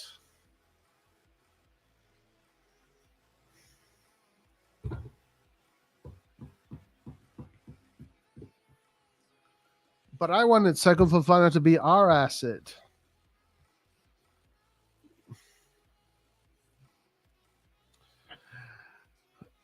Inter about to sign Sommer, the goalkeeper, and Cuadrado has just joined them. So Cuadrado will be taking the place of Bellanova. You have to say that for the short term, that's a big improvement for Inter to go from Cuadrado to Bellanova. It could be Dumfries, though. Obviously, Cuadrado is a short-term solution, definitely not a long-term solution. If Cuadrado is the replacement of Bellanova, that's a huge upgrade. That's a huge upgrade. At least just for the short term, though, not for the long term. Yay, look at all these people going to check out the assets. Yo, you want to go to the San Siro and check all those assets? Yeah, brah. Yeah, let's go to the San Siro and check out the assets. Yeah. Asset time. Damn, look at those assets. Ooh, look at those assets. Parisi si presenta. Parisi, a Fiorentina player. Let's see what else we got. It's now official. Marcus Rashford has extended his contract with Manchester United. So I heard that he was linked to PSG. Doesn't look like he will be going to PSG. Very, very interesting.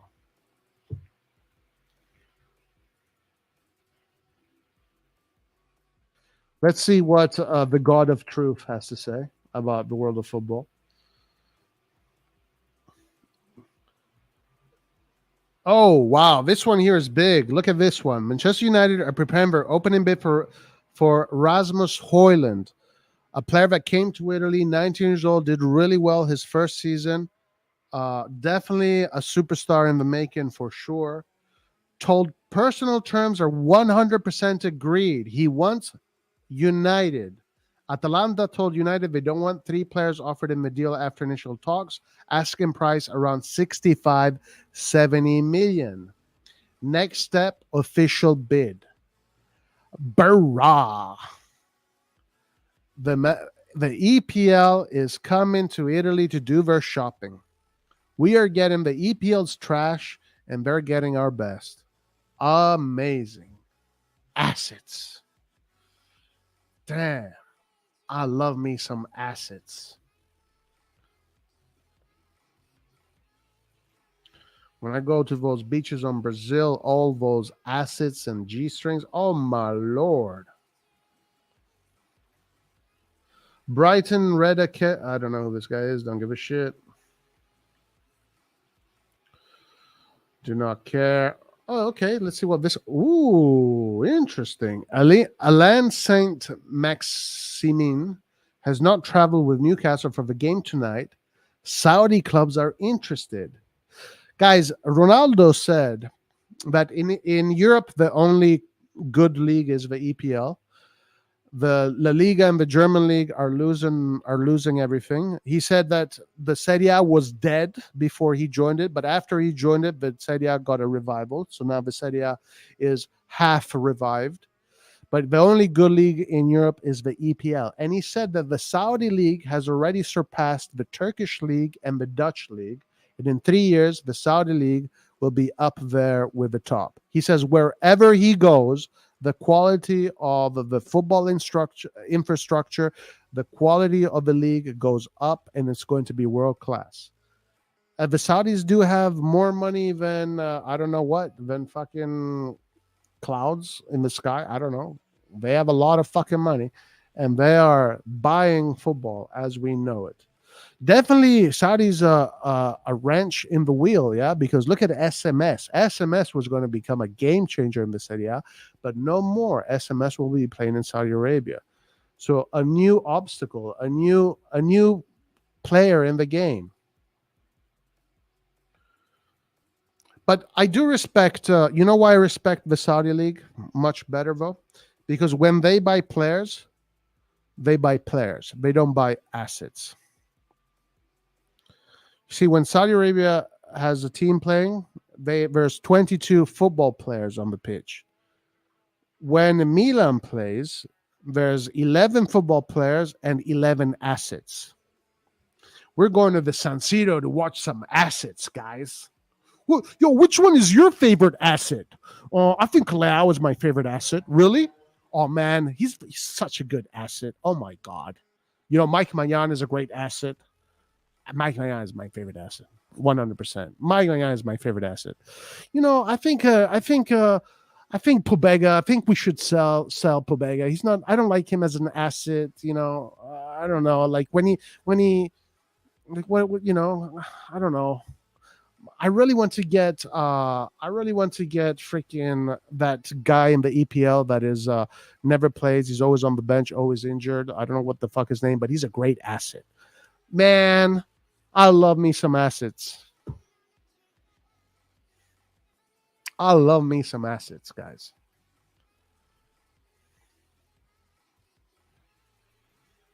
Asset. Wesley Fofana broke his ACL. Oh, shit. That sucks. Damn, such a bad... Fuck, that's so bad to break your ACL right now. Man, that sucks. Poor guy. Oh, look at him. 4-3-3. No, 4-4-3. That's the 4-4-3, man. Incredible.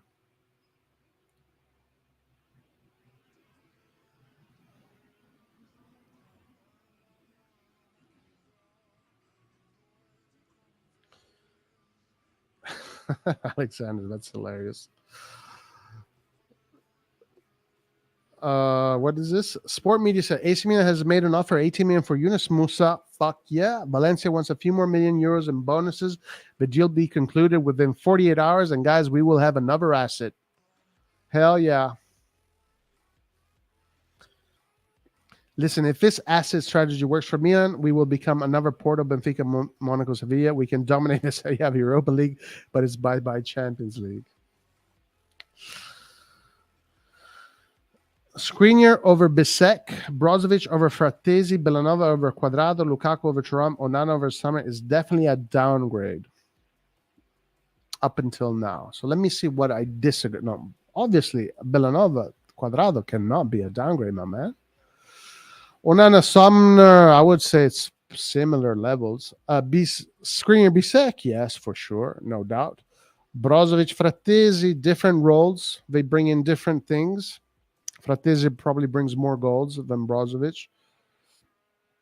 I don't agree that it's a complete downgrade. Lukaku Thuram, yes, for sure. I would say that's a downgrade, yeah. But it's not a downgrade as much as you're making it out to be. There's a little bit of bias in your assertion there.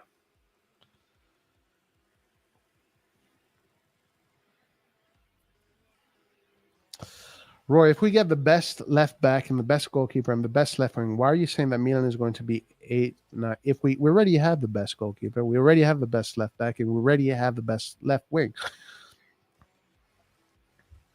Did I 8 for 9? So,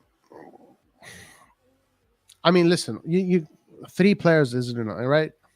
It's not enough. I know that Herbert Kilplin hates it when I do this, but I have to do this, all right? And I apologize in advance. But in 2003 and 2004, we had the 2 best strikers, 5 best midfielders, the 6 best defenders, and the best goalkeeper. So in total, that is more than 11 assets that are all in the category of the best. And that's the difference. I love me some assets, guys. I fucking love assets. I love assets.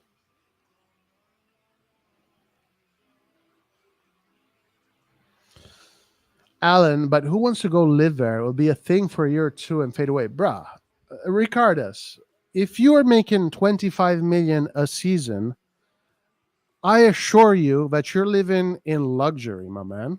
Doesn't matter whether you live on Mars or under the ocean or on a volcano.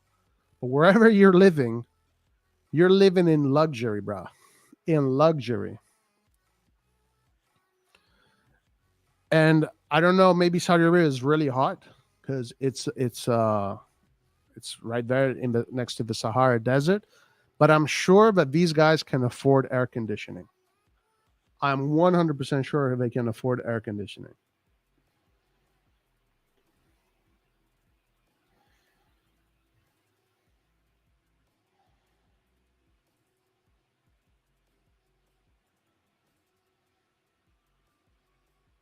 Damn, that's nice. I already miss American food. Well, yeah, okay. Chunk, my man. Why are you being so biased? Come on. Are you telling me Cuadrado is not a good asset? Villanova is on the border of mental retardation, but he was a good explosive player to sub in throughout Serie A games. Cuadrado is done from what I've seen of him, but I may be wrong. I'm 100% sure you're wrong. Now, I wouldn't say let's go get Cuadrado. Absolutely not. But he hasn't forgotten how to play football. With 25 million, I'm sure you can afford an AC system.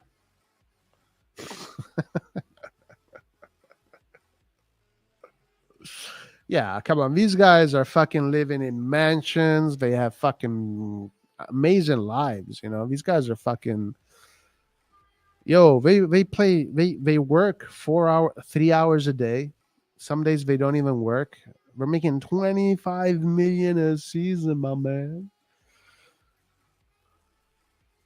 If someone tells me, yo, come and live on a tornado for 30 million a season for 3 years, I'll go and live on a fucking tornado. No problem. Come on, guys. Do you really think Cuadrado now all of a sudden cannot play football anymore? Listen, I'm not saying that I'm scared of Cuadrado, huh? I'm not saying that. I'm not saying that Inter now is making me shit in my pants because they got Cuadrado. Do not get me wrong. But come on. Like, he's not a fucking Cuadrado is an experienced player.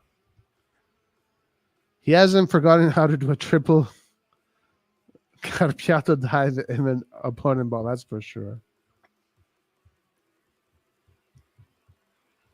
5 years salary in 1 year. Of course, they'll go to Saudi. Yeah, absolutely. I would go to Saudi. Are you crazy, man? If I'm a football player, I don't give a shit about the Champions League. What? You're going to give me 30 million to fucking kick a ball? Wait. Hold on. 30 million a season? How many seasons? 4 seasons? Sign me up. Trust me. I never gave a shit about the Champions League. Never gave a shit about Scudetti's EPL. Never cared. My dream was always to play. My favorite my favorite team since I was a kid, it was Al Nassr. Who the fuck played in Al Nassr 20 years ago? Come on, you fucking asshole agent lawyer. What the fuck are you? Tell me who the player. Yeah, man, this guy, dude, I loved him. He was my fucking hero when I was growing up. Yeah, dude. It's been my dream all my life to play for fucking in Saudi Arabia.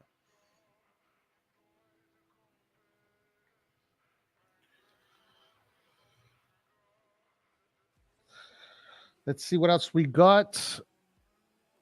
Ooh, what is this all about?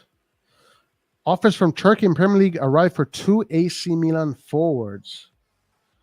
So Rebic and Origi. We already know.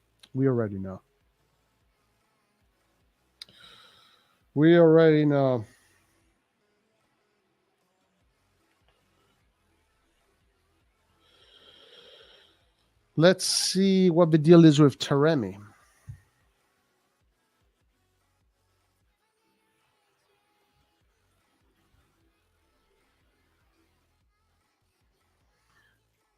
Taremi is now AC Milan #1 target for the attack, reports claim. 147 appearances for Porto, 80 goals, 49 assists. Would this be a good signing for 20 million? No. 80 goals, 49 assists, and 147 games. What are you, stupid? Of course not. Jeez, man. What the fuck? This is not a good asset. I only want players that score anywhere between 5 and 10 goal contributions a season. As long as they played in the EPL, now that's an asset. Oh, we got 11 comments. 11 comments. Let's see what they say. Yeah, exceptionally good if Milan can buy Bakary. Ooh, look at this guy. Bravo. I'm going to like him. I'm going to like this. Based.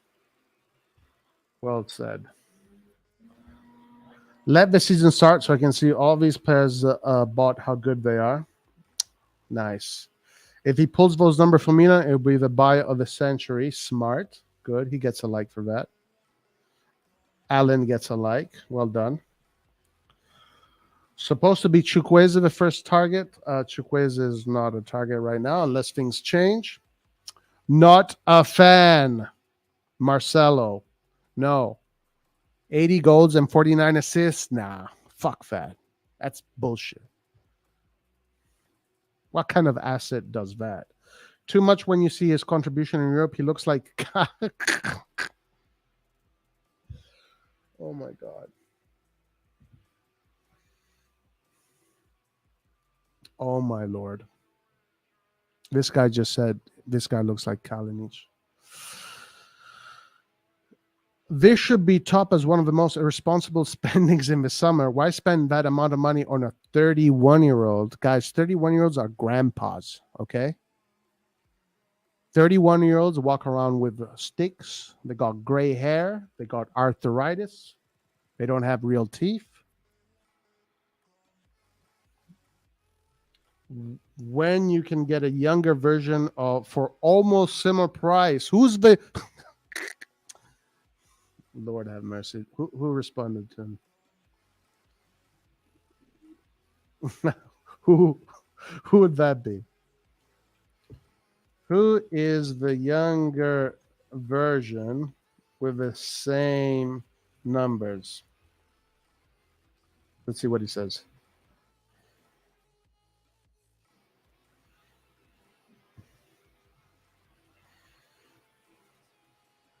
Bro, I love fucking reading comments.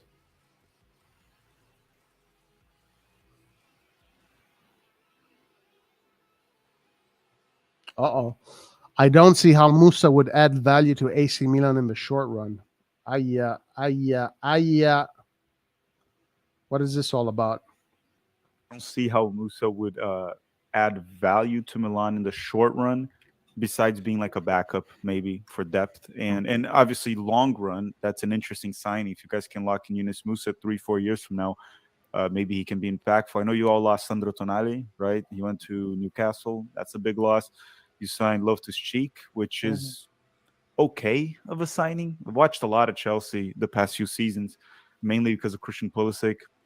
Don't think it's a problem. But the thing with Yunus Musa is an interesting one. When he plays for the United States, he's one of our best players. Probably a locked-in starter. That's debatable because we have McKennie, Tyler Adams, and Musa there in that midfield, and now Gio Reyna has become a central attacking midfielder. But when he played for Valencia, which it got to a point last season where I just stopped watching. I seriously stopped watching. And I try to scout as many American players as I can abroad. Valencia was crap, and Musa always seemed like a passenger for the team. It just seemed like he was there in the midfield, right? Not really making anything happen, not really a problem. But again, when you're playing for a team like that, you would expect maybe him to step up a bit more, be a bit more aggressive. Nothing was happening. I swear, he wasn't doing anything for Valencia. He started probably nearly 30 games, and I kid you not, I would say he played one good game the whole season. Everything else was very average, never really to blame, but very average, nothing. For the United States, he looked a lot better. But again, take into consideration the opponents we play in CONCACAF, which are not very good. But in the World Cup, Musa was... Chunk, did you hear that? Did you hear that, Chunk?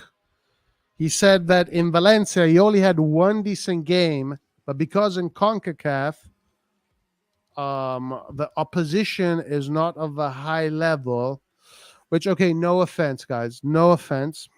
Please do not take any offense to this. It is kind of true. Like in CONCACAF, you're playing against, Jamaica. I mean, Jamaica's Costa Rica, El Salvador, Honduras.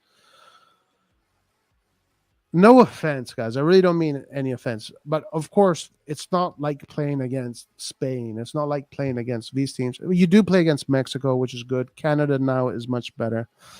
To be honest with you, teams like Jamaica, Costa Rica will give you a fight. The Caribbean island teams, Honduras will give you a fight. San Salvador or whatever will give you a fight. Panama. Hiya, Chunk. What do you say to that, Chunk? His name is Filippo Silva. Should we attack Filippo Silva? Chunk, tell me. Tell me what to tell Filippo Silva. I'll write it for you right here. What do you want me to tell Filippo Silva, Chunk? Go ahead. Come on, Chunk.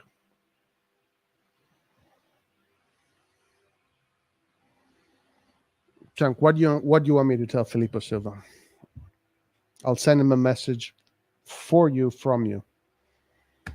Tell me.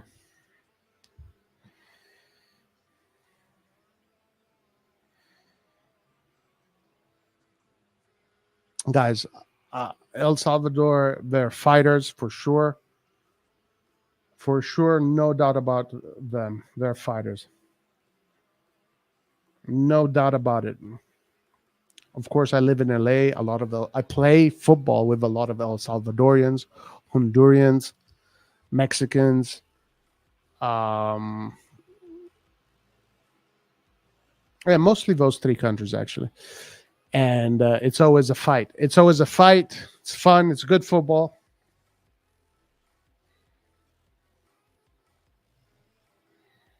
Oh, Lord have mercy. What?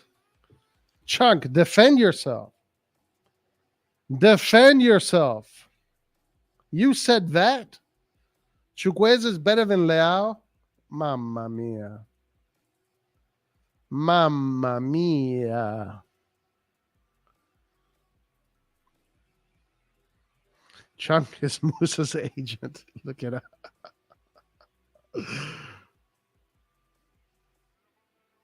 No, just okay. You don't want me to say anything to him? If you want, I can respond to him in your name. But listen, I did not say that.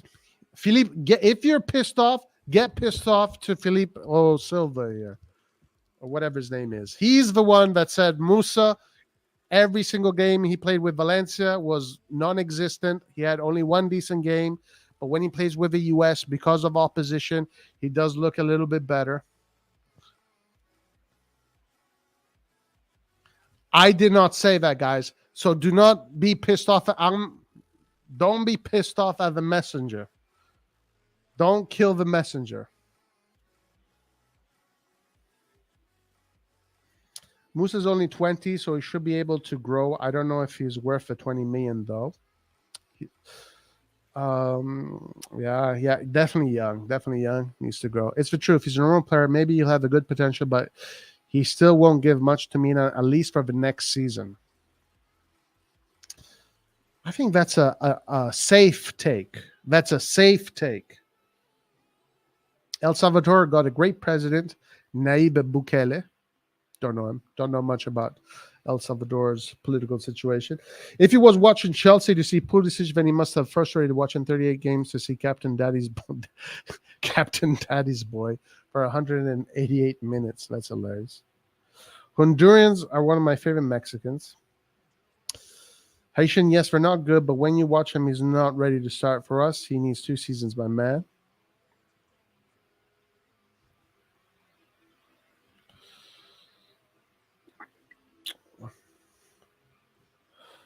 I saw Lurk ask me a question I wanted to answer. Roy, if we sign Taremi, Musa, a right wing, and a left back, rate our mercado on top of the already signed players?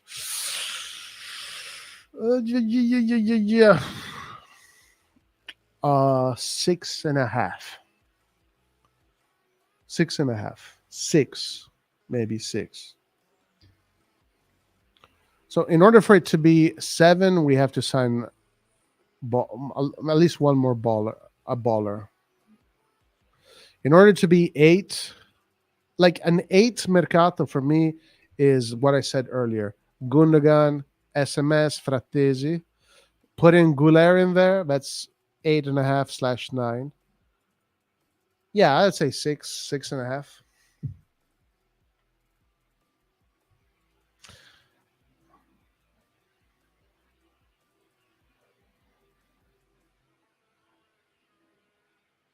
By the way, he said his average of the most of the games, which what I agree with, he didn't show me anything most games. Chunk. What do you want me to tell Silva, my man? This guy is destroying your argument. He went live on Sempre Milan podcast, the most watched AC Milan podcast in the universe. He destroyed your argument. I'm here for you, Chunk. What do you want me to tell him? Valencia was a shite team that got relegated. Benacer got relegated with Empoli, but won MVP of the AFCON for Algeria. Tio was a Madrid benchwarmer. Talent is what matters most. Not too wrong, but developing that talent. Yeah, like Benacer in Italy didn't blow up right away. And Teo Hernandez also. So developing the talent. I 100% agree with this. I 100% agree. Guys, I fucking endorse this message. Nayib Bukele used the military to round up MS-13 and cleaned up his country. All right, nice.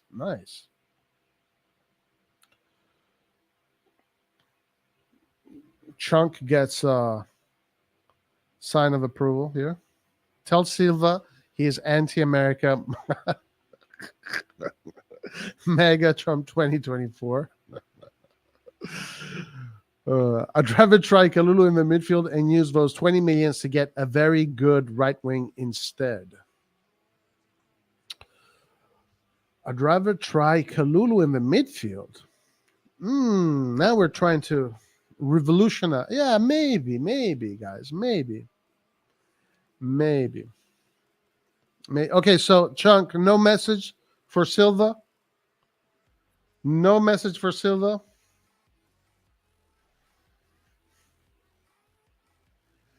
Anti-American Silva.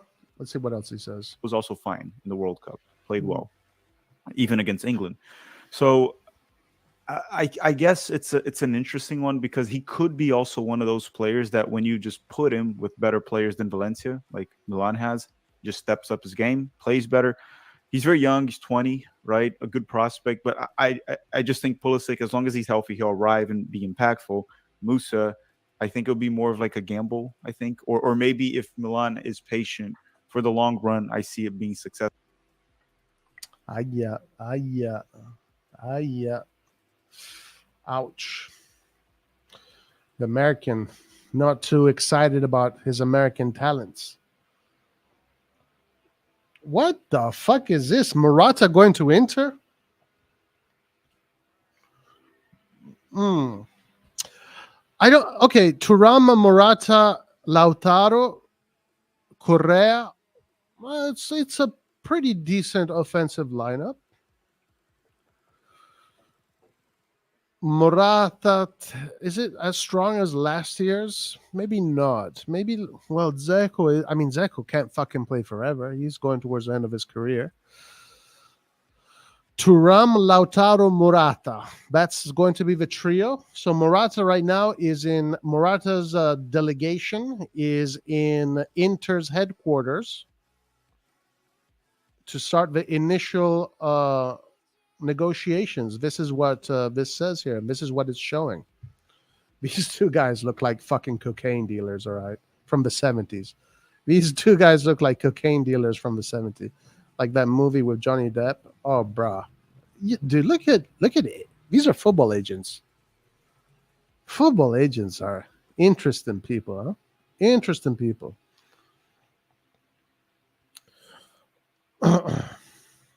Obviously, guys, I'm just joking.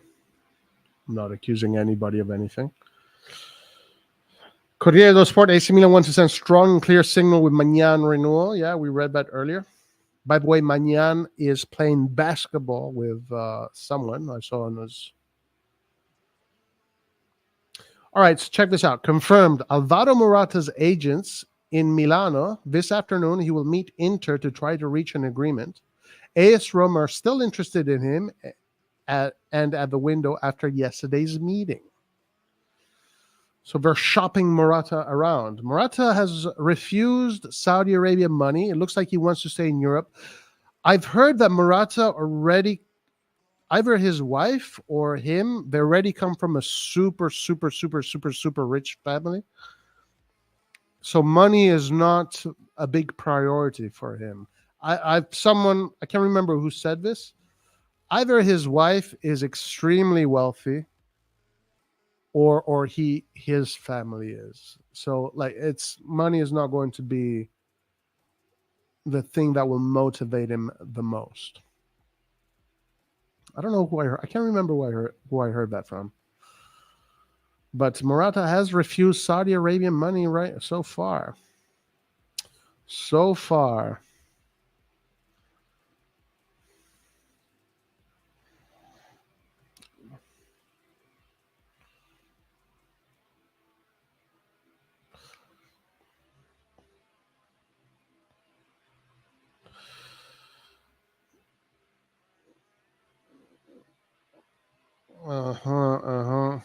Pulic is not a gamble. Jesus, see.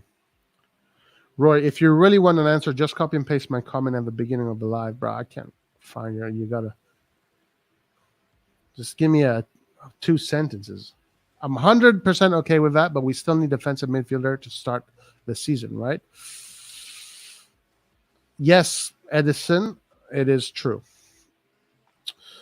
I would love us to get a defensive midfielder. Yeah. There was more pressure back in the banter era. What do you mean? We sacked Gianpaolo early for a reason, because there was pressure to return back to the top. Now it's just top 4. Interesting. Interesting.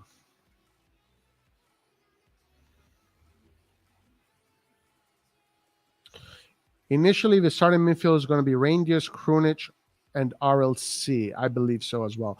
Yeah. I don't think Musa is taking Krunic's spot. No chance in hell Musa is going to be taking Krunic's spot. Krunic, Rangers, RLC will be our starting 11. 100% guarantee. Put your fucking money on it. Bet your life savings on it, guys. Go to the fucking betting store, whatever it is. RLC, Krunic, Reindeers will be the starters. No doubt about it. Musa is going to be parking his ass on a bench for a while before he gets a starting position.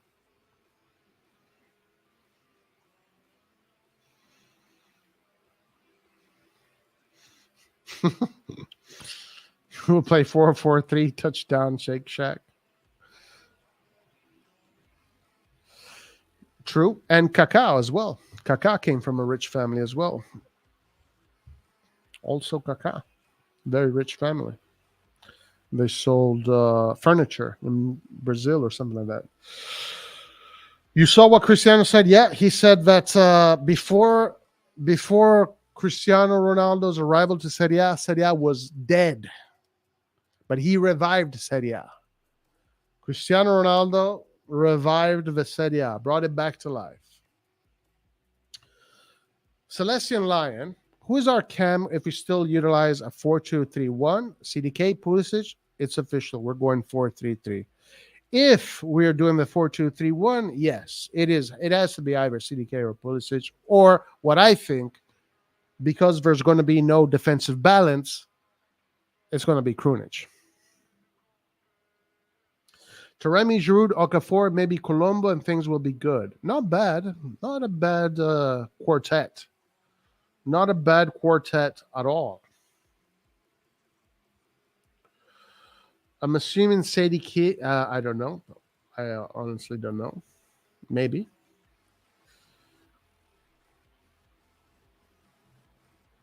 We won't spend 20 million on an asset just to asset him as a bench and asset Krunic as our starter.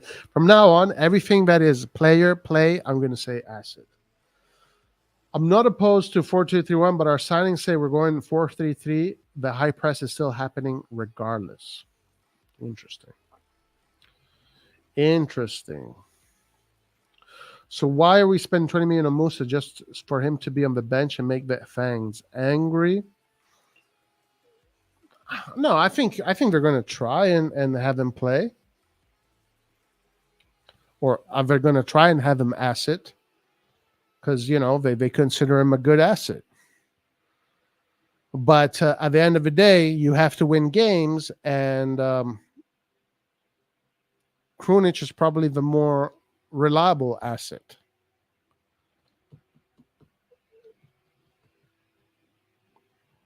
So Krunic will probably asset more than Musa in the beginning.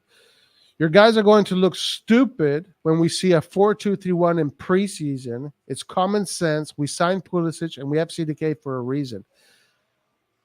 Well, I mean, that's why we signed Pulisic, right? Is to do the 4-2-3-1. Like, what's the point of getting a right winger if we got what? Yo, Milan is fucking confusing, dude.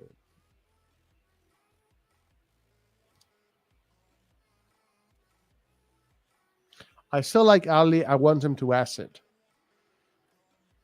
Ali is a good asset, guys. He's a good asset. I don't disagree. Yeah, Milan is very confusing right now. Like we all know that they really bought Pulisic just because he's a great asset and financially. Roy, any news on Musa? He will be a fine Kessie replacement. According to the myth, the legend Pellegatti, Musa will be an AC Milan player within 36 hours. So let's put Pellegatti to the test. If Pellegatti is wrong, because he asserted that Musa will be an AC Milan player within the next 36 hours, if he is wrong, we can officially and factually say that Pellegatti engages in fake news. We should be able to get an Italian midfield. Oh my God, I fucking hate Italians, dude. I can't stand Italians. Oh my, bleh, bleh. Italian. Oh my Lord. We should be able to get an Italian midfield from somewhere, right? If we want a bench player rather than Musa. No, nothing, anything but Italians, Alan. Anything but, please. Don't even mention that word, guys. The word Italian is prohibited so far. AC Milan does not want Italians. We don't like Italians in AC Milan. No Italian is good enough to play for AC Milan. But Musa and Krunic, they're the ones. Arhali will be shipped to France. Is Balotelli going to OG original gangster Nice for real? I guess so. I did see that, yes. Musa and Krunic situation is like Rebic and Leao back in the past. Rebic was more ready, so he got the starting spot, but gradually not too bad of a take from little Lucas. Lil Lucas had a pretty good, decent take right there. Yes, most likely that's what's going to happen. Lil Lucas getting his footballing knowledge up to speed. Well done. Milan Zone News. Lord, what is this? Milan Zone.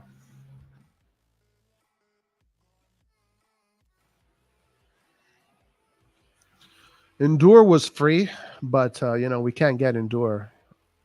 If only Endure was American or anything but Italian. 1 minute ago, Matteo Moretto, guys. Matteo Moretto. Uh-oh. Translate tweet. The track for Musa for Milan is very hot. Valencia has refused 17 million, but Milan are considering raising the offer. Ooh, they like this fucking asset. They love them. They love this fucking asset. Danjuma was offered to the RossonARI, who see it as a good market opportunity. So Villarreal is trying to offload Danjuma. Interesting, guys. Why is Villarreal trying to offload Danjuma? Guys, what do you think? I want to know what you think. Why do you think Villarreal is trying to offload Danjuma? What's wrong with him? Is he a lemon? Is Danjuma a lemon? What is the issue with Danjuma, guys? Let's do some investigative journalism.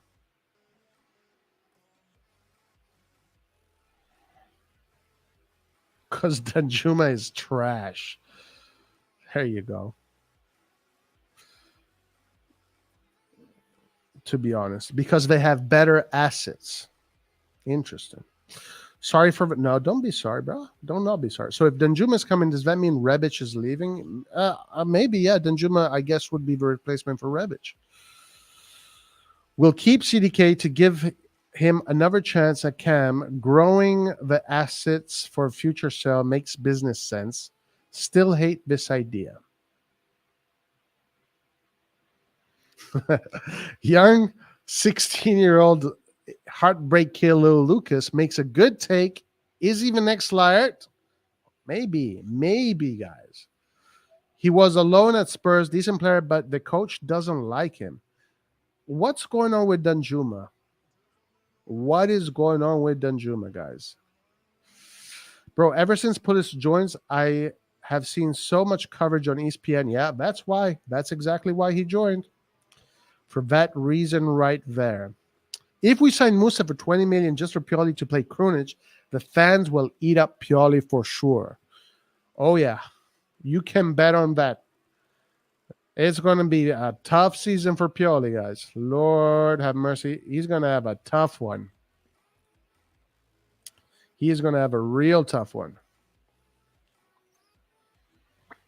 At Unai Emery era, he was very good, one of the best.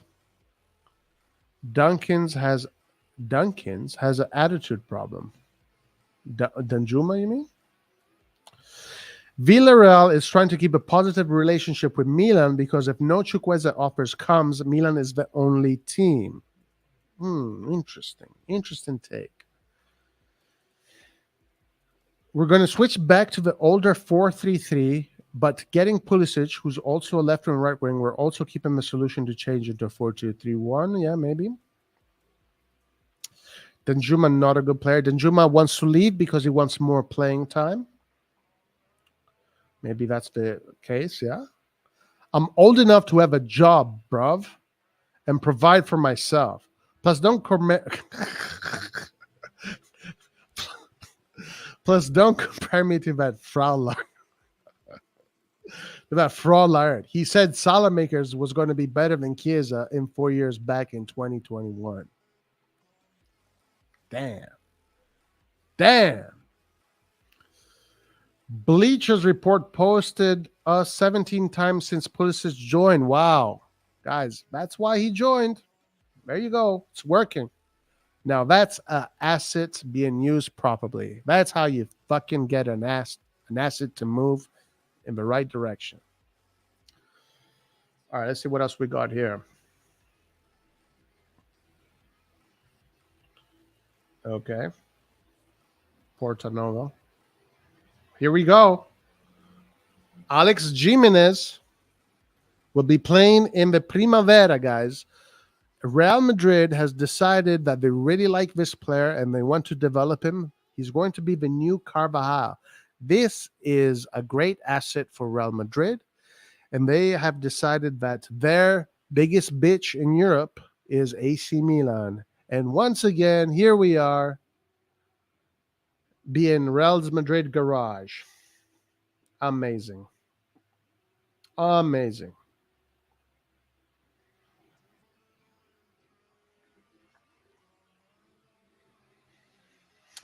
What else? Which other players are we single? Let's see what's going on the single front.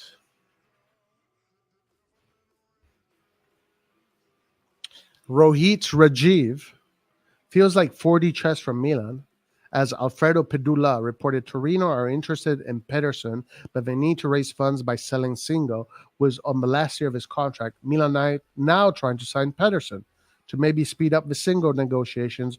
Otherwise, Torino will lose Singo to free next year, plus not have their first choice replacement. Extremely intelligent move by the bots.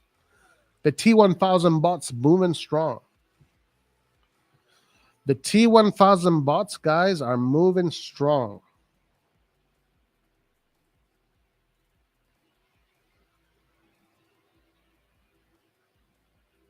Messias is being pushed out. And Singo could be a concrete option.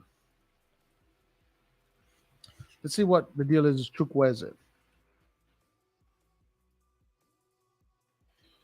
18 hours ago, Milan will be in discussion with Villarreal in the coming hours for Chukwueze, and especially Danjuma. The closest player to join in the attack, Milan want to sign him on a paid loan. They face competition from Everton. Oh, poor bots. Poor bots. All right. What's the deal with Danjuma? Why do they want to get rid of Danjuma? Liard is always on holiday. Uh-oh. He does the Ramadan. Where's Guido? Where is Guido? Villarreal have their new young player, Pino, and he seems to be a very talented player. So Danjuma won't be in a club where he plays more. But in Milan, we have Lau playing as left wing. Interesting.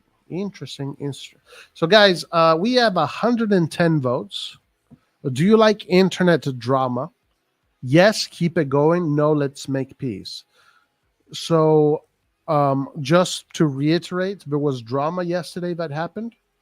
Right now, that drama is at a ceasefire. The UN has stepped in, and we're trying to find a resolution. So right now, there's a ceasefire in the conflict. And I see that 50% one piece, more than 50% one piece. But this resolution might be good for everybody. Might be very good for everybody. And will be creating a very interesting and big, fruitful community, which will include everybody. So it won't just be a private WhatsApp chat and blah, blah, blah, where everything goes. We will see, guys. We will see what the resolution will be. Right now, the conflict has extended to other people too. Other people have inserted themselves in the conflict and thrown some jabs at me too. They want beef with me. Some people that I didn't think, I didn't even consider. But right now, a peaceful treaty is being sought. Guys, please click the like button. Barra, we only have 22 likes, 111 votes. Can we just at least click that like button just a little bit? Just a little bit. I know it's Bot Sunday, but Bot Tuesdays is definitely click the like button day. Click the like button Tuesdays.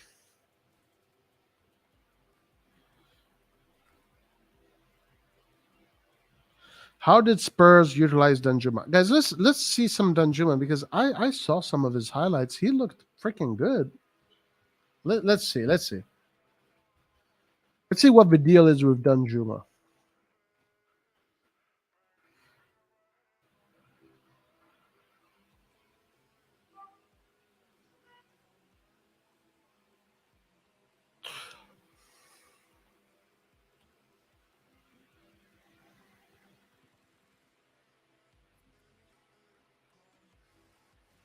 Before we do that, what's this all about? New tweet from Milan Zone. There you go. We spoke about this earlier. Pretty honest about the void left by Maldini's exit. Wait, hold on. I have to comment.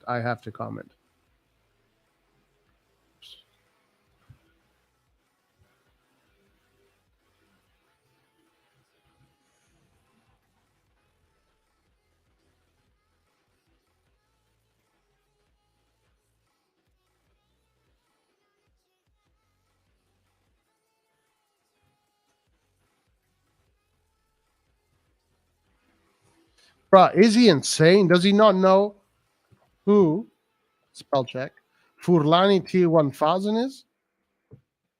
Question mark. Tomori, get your S together. Furlani is a legend of the sport. Bruh. Come on, give me a break. Give me a break.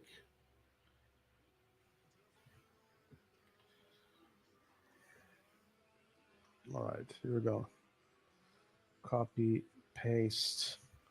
Danjuma.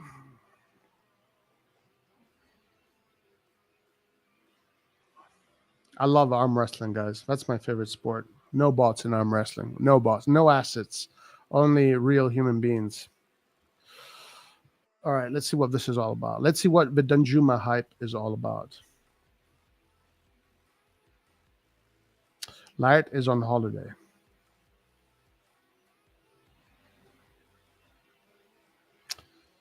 Everyone wants to join Milan because more playing time. True.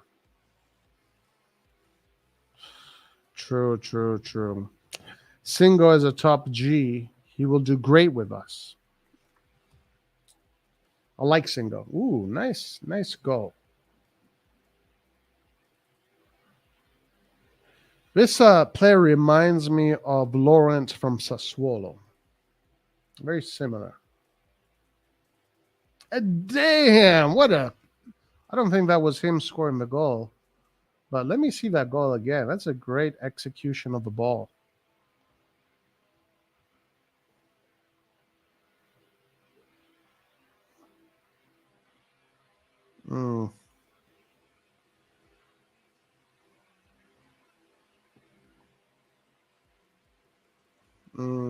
Okay. You know what?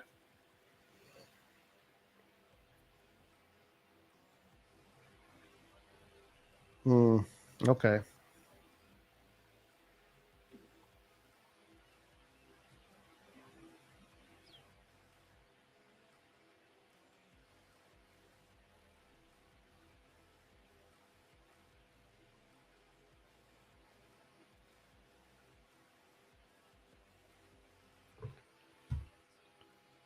Ooh, sick. He likes to risk. Danjuma is Dutch. Dutch. So him and reindeers will get along. Dutch players have brought luck to AC Milan.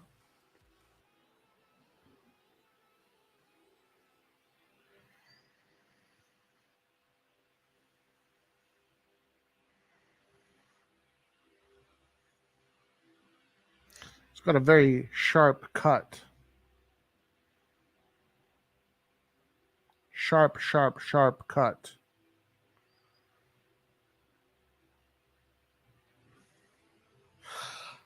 I'm not seeing anything genius, but I'm seeing a very good player. Very good player that can. Damn, that was a sick. That can do some sick things for sure. Definitely, he would definitely. Why would Villarreal get rid of this player though? But why would Villarreal get rid of this player?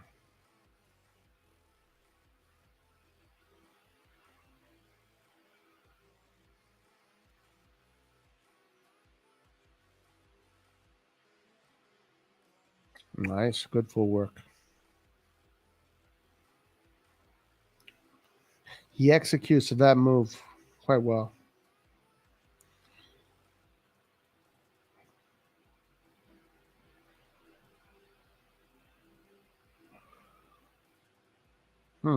Interesting. Interesting.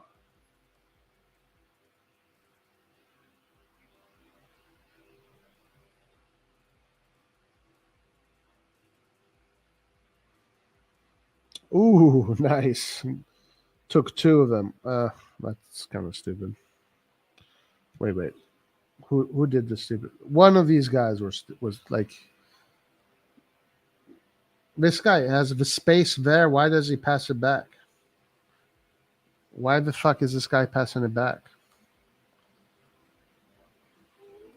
Look, you're running here. You have the space here to go through there. Why are you passing him back to him? I think Danjuma is this guy, by the way.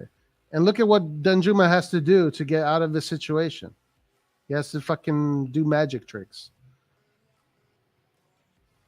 Lord have mercy, man. You have what? I don't know. Strange.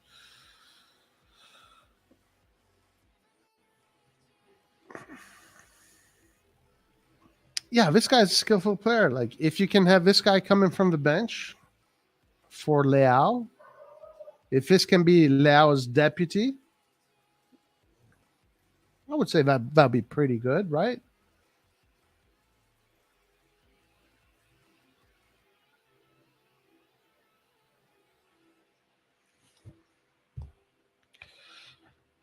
I am noticing that literally all of his highlights are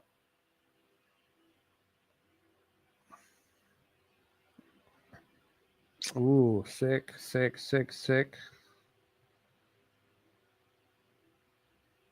Yeah, okay.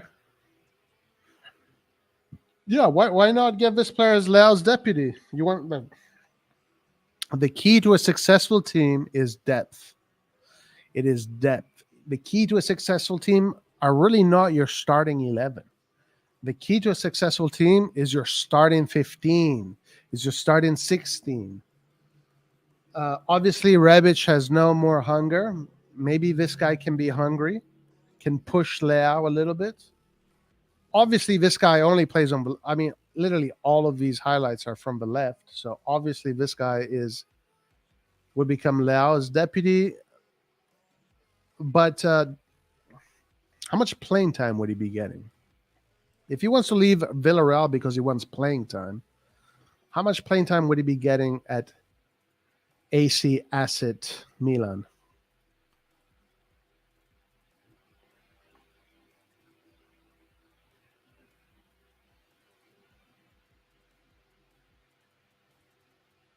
Ooh, nice.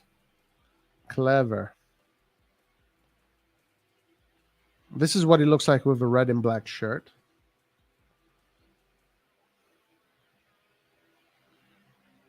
So most of these highlights. Okay, this is a low block right here. Let's see. Okay. Most of the now this is what he will look like with an Inter shirt. Nice, good cut into space.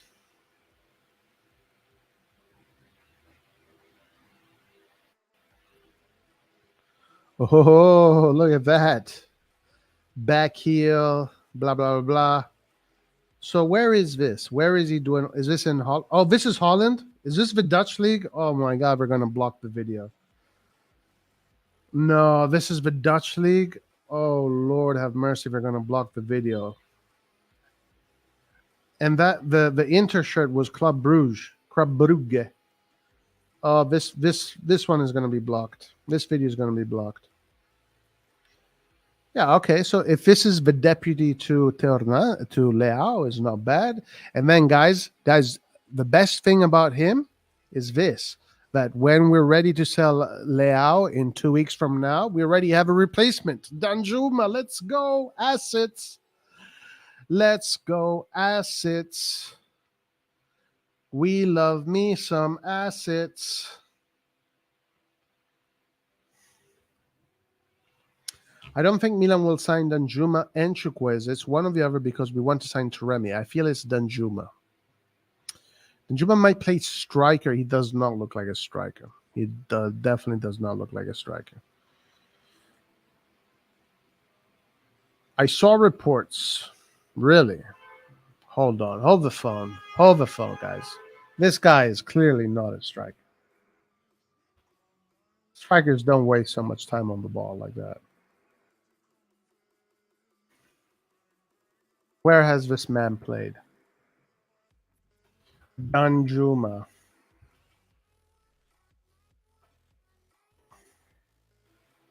Arnau? Oh, dude, he's even called. Wow. Isn't Laurent's name Arnaut as well, the guy in Sassuolo?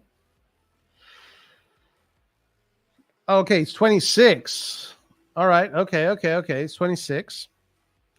His last season, he did not have a great season in La Liga 2023. Got a 6.666. What about in the Premier League? He got a 658 rating. Ooh, look at that. 6.4, 6.5, no rating. What is he? What about all those skills? What happened to all those skills? What happened to all those skills? Total played 9, started only 1, 19 minutes per game. Mamma mia. But if you have all, okay, he did play as a striker. Bruh, no. You know what? Compare those numbers to Taremi. Now we're cooking. Now we're fucking cooking. This is what I'm talking about. 80 goals, 40 assists in 147 games. Fuck that. Now, these are the numbers we want. 9 played, 1 started, 19 minutes per game, 1 goal. Let's go. His highlight reel looks amazing. Let's fucking buy this guy. I love me some assets. Assets all day. Okay, but his dribbles aren't, so it's only 50%, really? Okay, so that highlight reel is quite deceiving. Kind of similar to Loftus-Cheek highlight reel. Loftus-Cheek highlight looks like he's Suarez, but then you see how many goals he scored. It's only 6 in his entire career. Let me see Leao's dribble rating. Is it higher than 50%? Leao, look at him. Che bello, che bel ragazzo. 6.7. Wow. Serie A. 7.09. Not bad. Not too shabby. 69 minutes per game, 35 total played. What was his dribble rate? Same. 50%. So the same. Wow. The same as Leao. Exactly the same. Hold the phone. 50% in 35 games. That guy had 50% in 19 minutes, 9 games per. Okay, different. Very different. But as a deputy to Leao, I don't think it's too bad. It's not too bad. What's up, my man? Just came to know about the fight. We need a Royal Rumble without any referees now. Let's do it. Let's do it, Raul. I'm ready for the drama, but the UN has inserted themselves in. There's a ceasefire, and we're trying to get a treaty. Having Red Scum as owners and signing that gigantic makes me want to burn the world down. Spurs didn't use him at all. Our problem is he likes to play off the left, but he can also be played as a striker, maybe on the right wing. Interesting. Very interesting. Oh, whoa. Chunk is cooking, guys. Look at that. Chunk is cooking. Leao, Danjuma, Pulisic. Jeez, my God. My God, dude. This reminds me of fucking Saki's Milan. Leao, Danjuma, Pulisic. Oh, Lord. This is like Saki's Milan. Taremi, Danjuma, Giroud. Oh, my Lord. This is like having Cristiano Ronaldo, Zinedine Zidane, and R9 all in one. Pulisic, Bakayoko, Pulisic, Isaacson, Romero, Barra. Barcelona 2010, who? AC Milan 1990, who? Ajax 1970, who? Nah. AC Milan 2023, baby. The best 11 assets of all time, all in one. All in one. Roy, what does your eye for talent tell you about Danjuma? Definitely has good moments that can break down low blocks.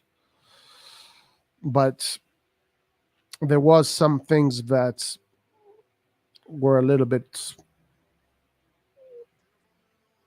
off, I think. But overall, I would give him a 7.5, which is a good rating, if he is to be the replacement for Leao. Not a replacement, sorry, the deputy for Leao. So, yeah, I didn't get the Viceverasquilla effect. I didn't get the Arda Güler effect. I didn't get the Bakayoko effect. I didn't get the Mike Magnan effect. I got the, okay, pretty good effect. I think Pioli was scared of Danjuma when we faced Tottenham. Oh, wait, he played against us at Tottenham? Bruh, really? Bro, Tottenham? Fucking Salamakers. Salamakers fucking stopped Danjuma? Salamakers in Calabria stopped Danjuma, guys. Wait a minute. Hold the phone. Guys, if someone is calling you and you're on the phone right now, put it on hold because we got to do some fucking deep dive research. Are you telling me that Salad Maker stopped Danjuma? The salad? The salad stopped Danjuma?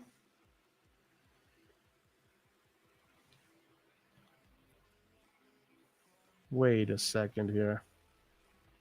Milan Tottenham, that was the first leg.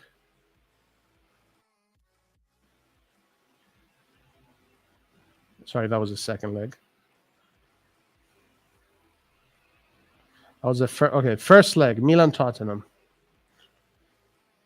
Please tell me Danjuma did not play because that Tottenham was extremely poor. Please tell me that Danjuma didn't play. Please tell me that Danjuma didn't play. Okay. Oof.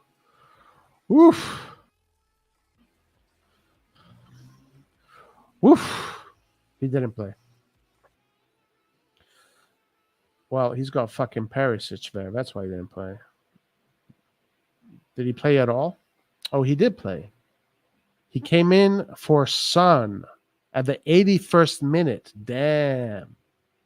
81st minute, he came and played in this position. And what did he do in 10 minutes, essentially 12 minutes? He played 9 minutes, 3 touches. Oh my lord! 2 passes, 2 out of 2, and nothing else.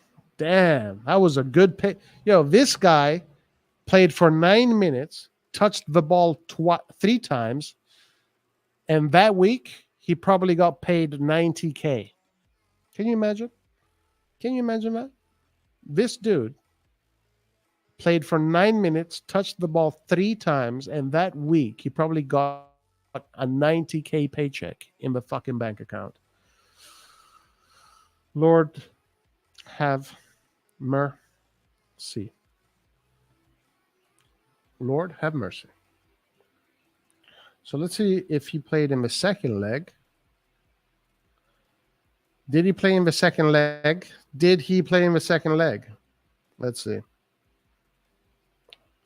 Tottenham, Milan 0-0. All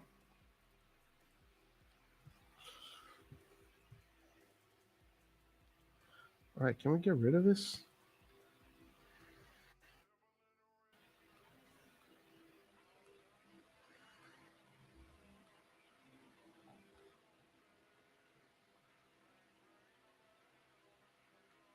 Come on, man. Get fucking rid of this shit.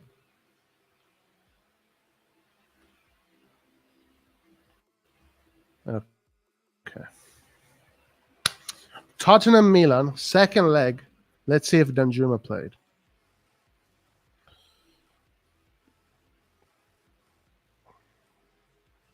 No, he did not play. Okay, so he played basically. So he plays either for Perisic or Song. So okay, that's understandable. It's understandable. And he did not play at all. Oh, he won. Oh yeah, there he is. He did not play at all. Huh. Okay, 26-year-old. This guy's a bench player. Obviously, yeah, he's probably like a guy. I mean, I'm seeing some things that are a little bit, they're okay, they're good. But a 26-year-old, this guy's being, there's something that's not there. Obviously, there's something that is not there. I wonder what it is. I wonder what it is. Guys, I want to show you something. I want to show you something.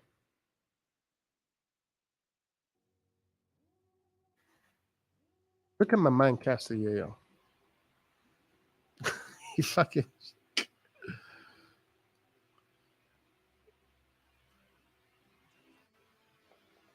Castillo in highlights looks like the best player that has ever existed in the history of the game.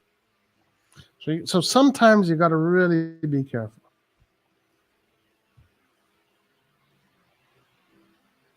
Oh, wait, hold on. Never mind. Fuck it.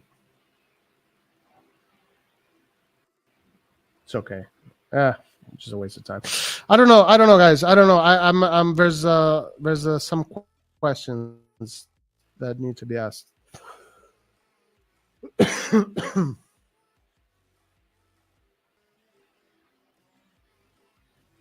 2 seasons ago,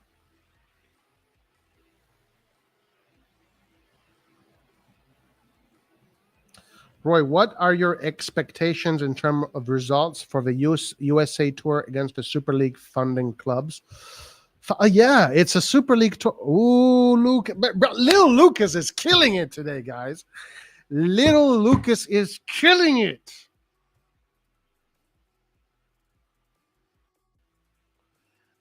Lil Lucas is killing it, guys. Bruh, you know they're going to have that meeting with Morgan. You know they're going to have that meeting with Morgan. Oh, bruv. And you know Jerry.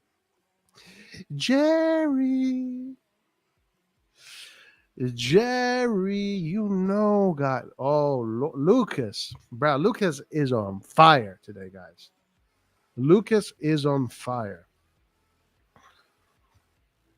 Lucas is on fire. You know for a fact these guys are going to have that meeting with Morgan. We're going to get in an office together, locked, probably in some island where only certain people go to, where nobody, Sephirin will not know. Sephirin will have no idea about this meeting that is going to be happening. Oh, Lucas, bruh. Lil Lucas killing it today, guys. Lucas growing into a man, guys. Well done, Lucas.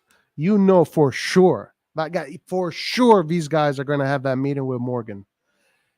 Captain Morgan. Juve, Milan, Real Madrid, Barcelona.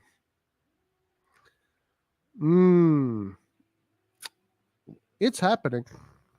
It is happening. Saudi Arabia is coming. Saudi Arabia is a reality. Even the Premier League are saying, oh my God, Saudi Arabia is hurting my pussy. Saudi Arabia is hurting my pussy. I thought I was the best. I thought I was the richest. Where? The EPL is crying because its pussy hurts because Saudi Arabia has more money than them. Oh, you know it's happening, my man. You know this is happening. America, the land of the free, the land of the big business. Yeah, invite. Bro, you know, I bet Morgan is behind this tournament, this tour. Captain Morgan getting shit done. Perez. You know, Perez is at the top G of top Gs. Redbird is all about the money. Juventus wants the money. Barcelona needs the money. Oh, it's happening. This is happening. This is 100% happening. Lil Lucas strikes again. What are my expectations against Juve? I think it's going to be a pretty balanced match. Maybe Milan can pull off a victory, maybe. But I think it's going to be a pretty balanced match overall. Against Real Madrid, it's going to be a slaughter. And against Barcelona, it's going to be even worse.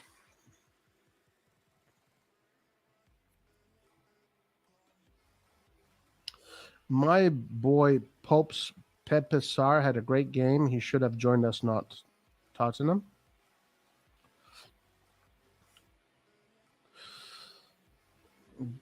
Damn, those O's. Look at all those O's. We get Danjuma and Gravenberg, and we'll have a 3 Dutchman version 2.0. Yeah, I don't mind that. I don't mind the Dutch blocks. I'll give you that. I like Dutch blocks. I think Danjuma, Gravenberg, Reinders, it's good. It's good. I'm for it. I endorse that. Isaacson highlights. Oh. Okay. I'll definitely look. Let me do this one here first, and then we'll do Isaacson. Please type Arda Güler versus Valverde. I gotta see this one here. Arda Güler versus Valverde, and I will share the screen in a second.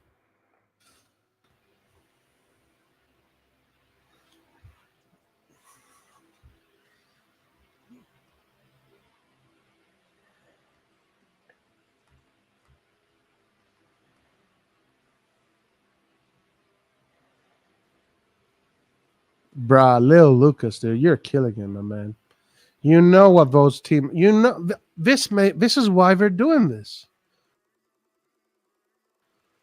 They're gonna have that meeting with Morgan away from UEFA, in a neutral zone, not in the UEFA zone, in CONCACAF zone. We're gonna have that meeting. We're gonna put it all together, and you bet your fucking bottom dollar that these guys in a few years are going to say, you know what, UEFA? Captain Morgan has our back, and you're fucked. Saudi Arabia is not going to be an issue. The EPL is not going to be an issue. We are going to be the issue. Oh, yeah, baby. And then we'll finally have players that will play for 9 minutes in a week, touch the ball 3 times, and will get paid $300K a week. $100K for each touch of a ball. Hell yeah. Amazing. It's happening. It's happening.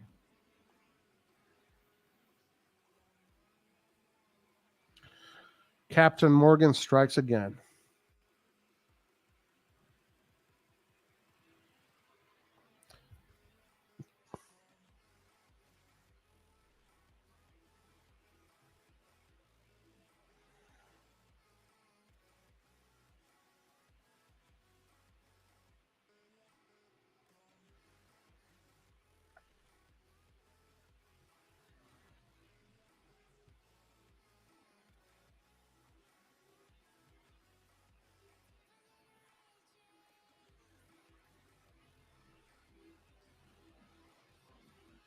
Oh, damn. Yeah, I saw this one. Interesting drill. So it's a rondo that ends with a shot on goal. I guess based on how many passes. I've never seen this drill, and I never saw it at PSG either. So it's a rondo, they pass a ball, and then this pass here turns into a shot. There's a goalie there. How many passes of the ball? Let's see. 1, 2, 3, 4, 5, 6, 7, 8, 9, 10, 11, 12, 13, and 14. I wonder how this drill works. That's a guy in the middle. Player in the middle.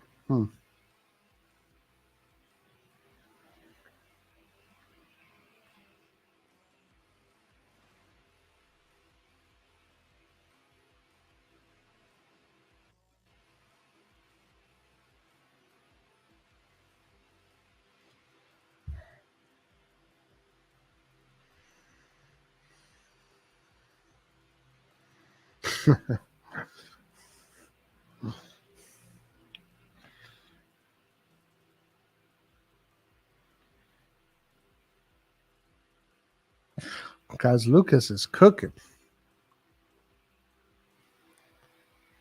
Lucas is cooking.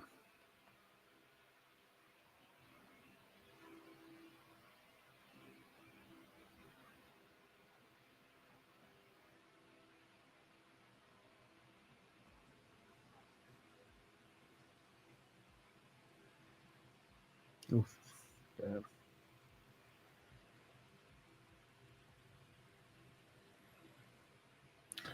Lucas is cooking, guys. Morgan and his 4 buddies, the 4 musketeers, are meeting in the US, the capital of corporations, business, big banking.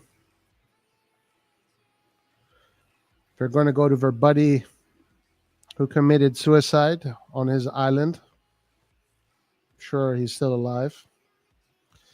And they're going to figure it all out. Morgan and his buddies.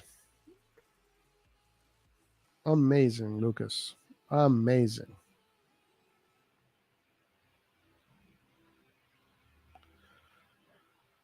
Amazing, Lucas.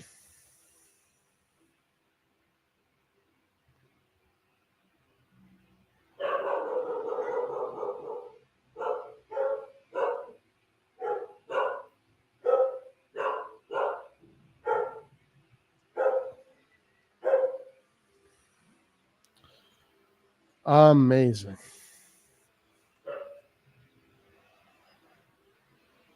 There's already a Super League. BlackRock and Redbird. Yeah, Goulart is a great asset. A and AC. Yeah. Asset Calcio Milan. All right. Isaacson. What was his name? Gustav Isaacson? Gustav Isaacson.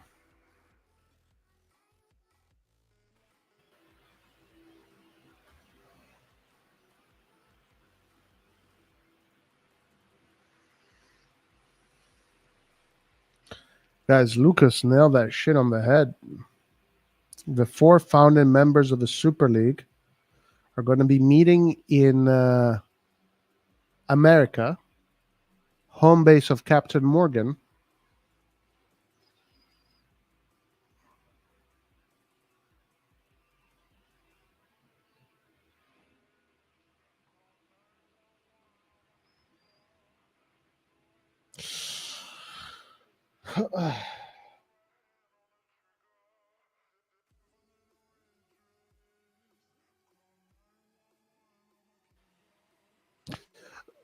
By the way, Rangers is going to be wearing the number 14. All right, guys, check this out. Danjuma and Musa left out of friendly matches. Listen, if we can get Danjuma as the replacement of Rebic, I think that's a fucking good operation. I think that's a very good operation. I'll tell you that. If we can get Danjuma as the replacement to Rebic, that's a good operation. It has been widely reported over the past couple of days that Milan are pushing ahead with deals for 2 La Liga players, forward Arnaut Danjuma from Villarreal and midfielder Yunus Musa. Both of the operations seems to be on the right track, with the former having agreed personal terms and the latter available on an initial paid loan deal, if reports are to be believed. Wow. Villarreal are playing SCR Altac in a preseason friendly tonight, and Danjuma has not been called up for the squad. While Ferrari has taken the number 9 shirt, he had before too. There he goes. It's done. It's over. However, it's worth noting that Samuel Chukwueze is present in the 11, with things on that front seeming to have gone cold over the past fortnight. Valencia, meanwhile, are playing Premier League side Nottingham Forest, and Musa has not been named in the lineup for the first half, even though most of the regular starters have. Yep. Looks like something is cooking. Looks like something is cooking.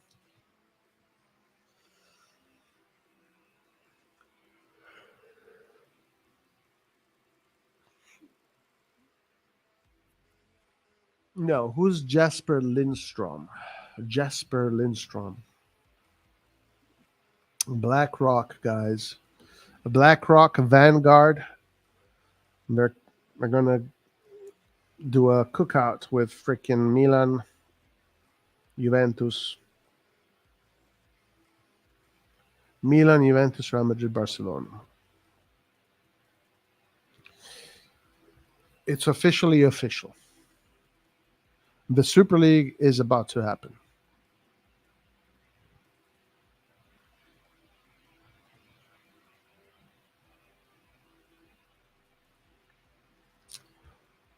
Yeah, I think Isaacson, since okay, according to Pellegatti, Isaacson rumor got cold. They seem not that interested anymore. Wow. Wow. Looks like Milan looking at Jesper. He's valued 35 million.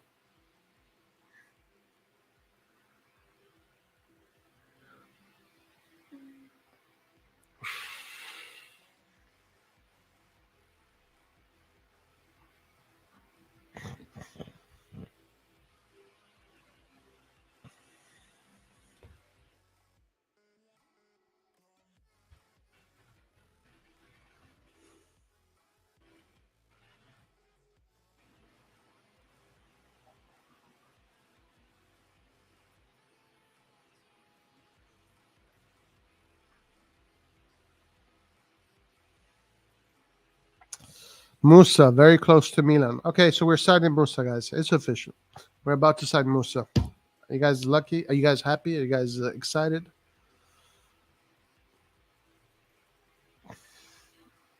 All right, guys.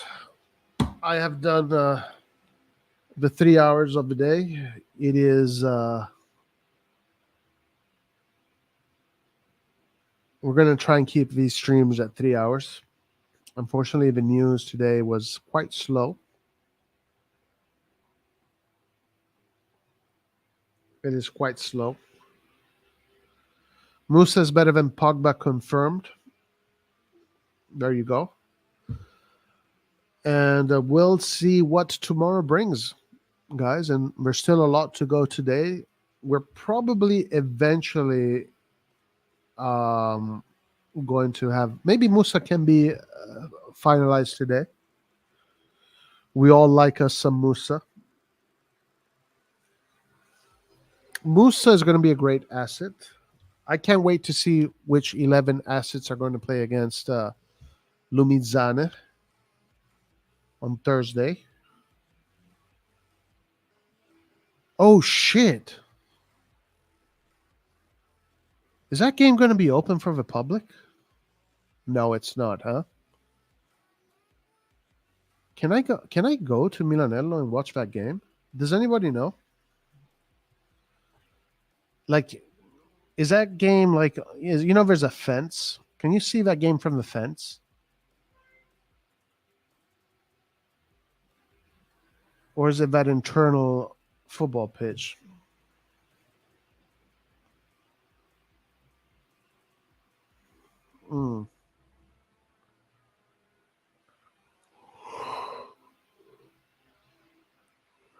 I don't know. What do you guys think? More American players, please, so we can start a war somewhere. That's right. That's correct. We need to bring more freedom to the world. That's a nice goal. This is a fucking brilliant goal.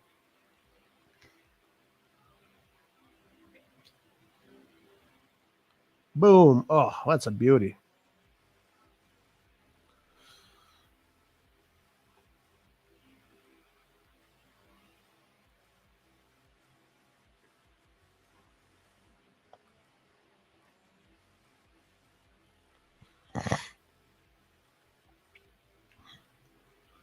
All right, gentlemen. We will see you tomorrow. Make sure you can make sure you like the vid. Make sure you like the video.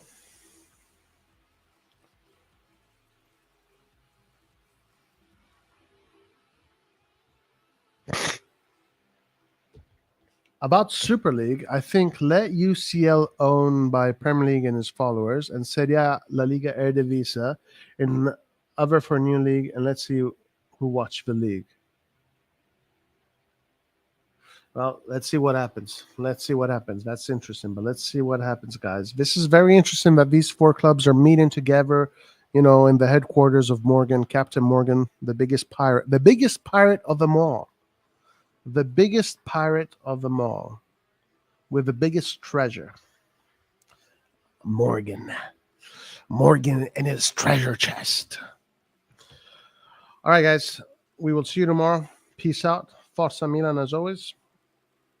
Arrivederci. Forza Jerry. Forza Redbird. Forza Furlani, Moncada. Down with Maldini.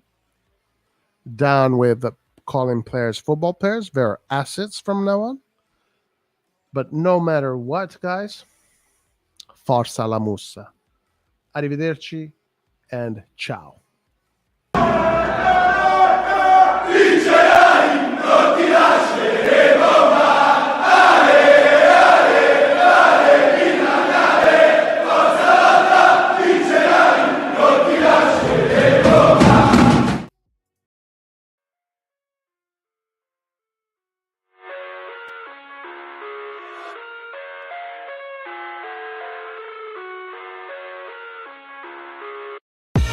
I live inside my own world of make-believe. Kids screaming in the cradles, profanities. I see the world through ice covered in ink and bleach. Cross out the ones who heard my cries and watched me weep. I love everything. Fire spreading all around my room. My world's so bright, it's hard to breathe, but that's alright. Hush.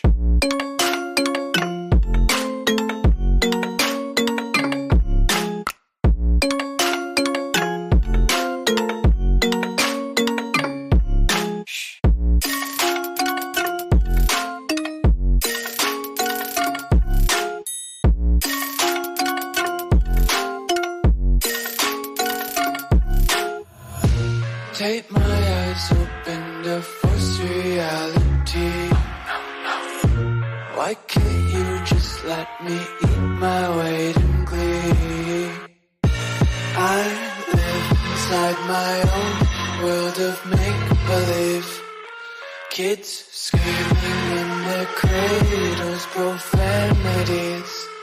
Some days I feel skinnier than all the other days. Sometimes I can't tell if my body belongs to me. I love everything. Fire spreading all around my room. My world's so bright, it's hard to breathe, but that's alright. Hush.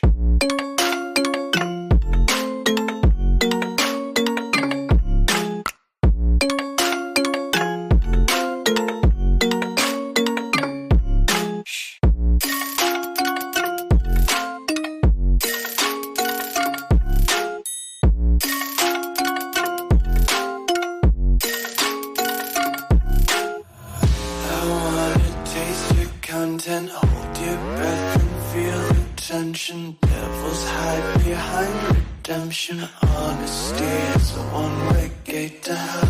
I wanna taste consumption, eat faster to waste oxygen. Hear the children sing aloud. It's music till the wick burns out.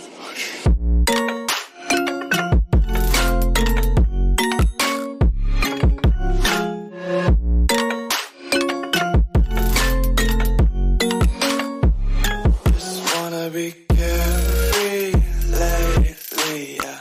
Just kicking up daisies. Got one too many quarters in my pockets. Count 'em like the 4-leaf clovers in my locket. Untied laces, yeah. Just tripping on daydreams. Got dirty little lullabies playing on repeat. Might as well just ride around the nursery and count sheep.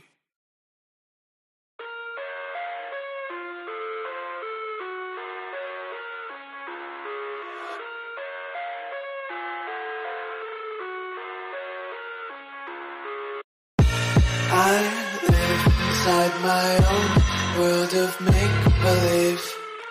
Kids screaming in their cradles, profanities. I see the world through ice covered in ink and bleach. Cross out the ones who heard my cries and watched me weep. I love everything. Fire spreading all around my room. My world's so bright, it's hard to breathe, but that's alright. Hush.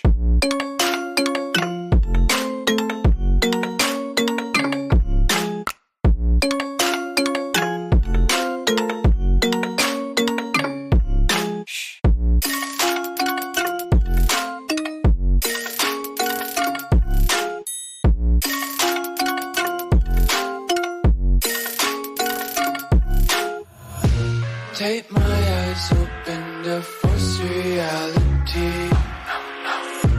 Why can't you just let me eat my weight in glee? I live inside my own world of make-believe. Kids screaming in their cradles, profanities. Some days I feel skinnier than all the other days. Sometimes I can't tell if my body belongs to me. I everything. Fire spreading all around my room. My world's so bright, it's hard to breathe, but that's alright. Hush.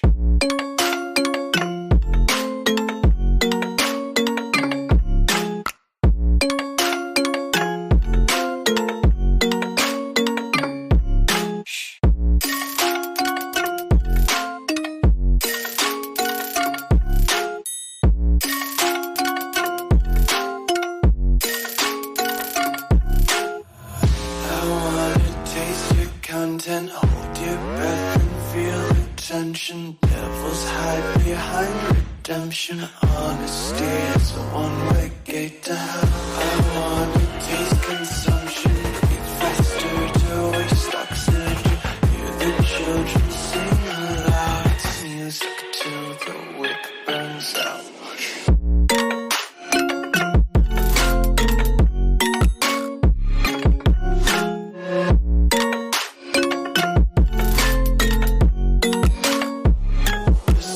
Be carefree lately, yeah.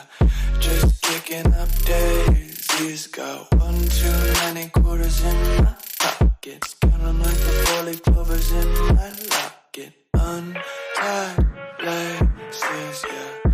Just tripping on daydreams. Got dirty little lullabies playing on repeat. Might as well just ride around the nursery and count sheep.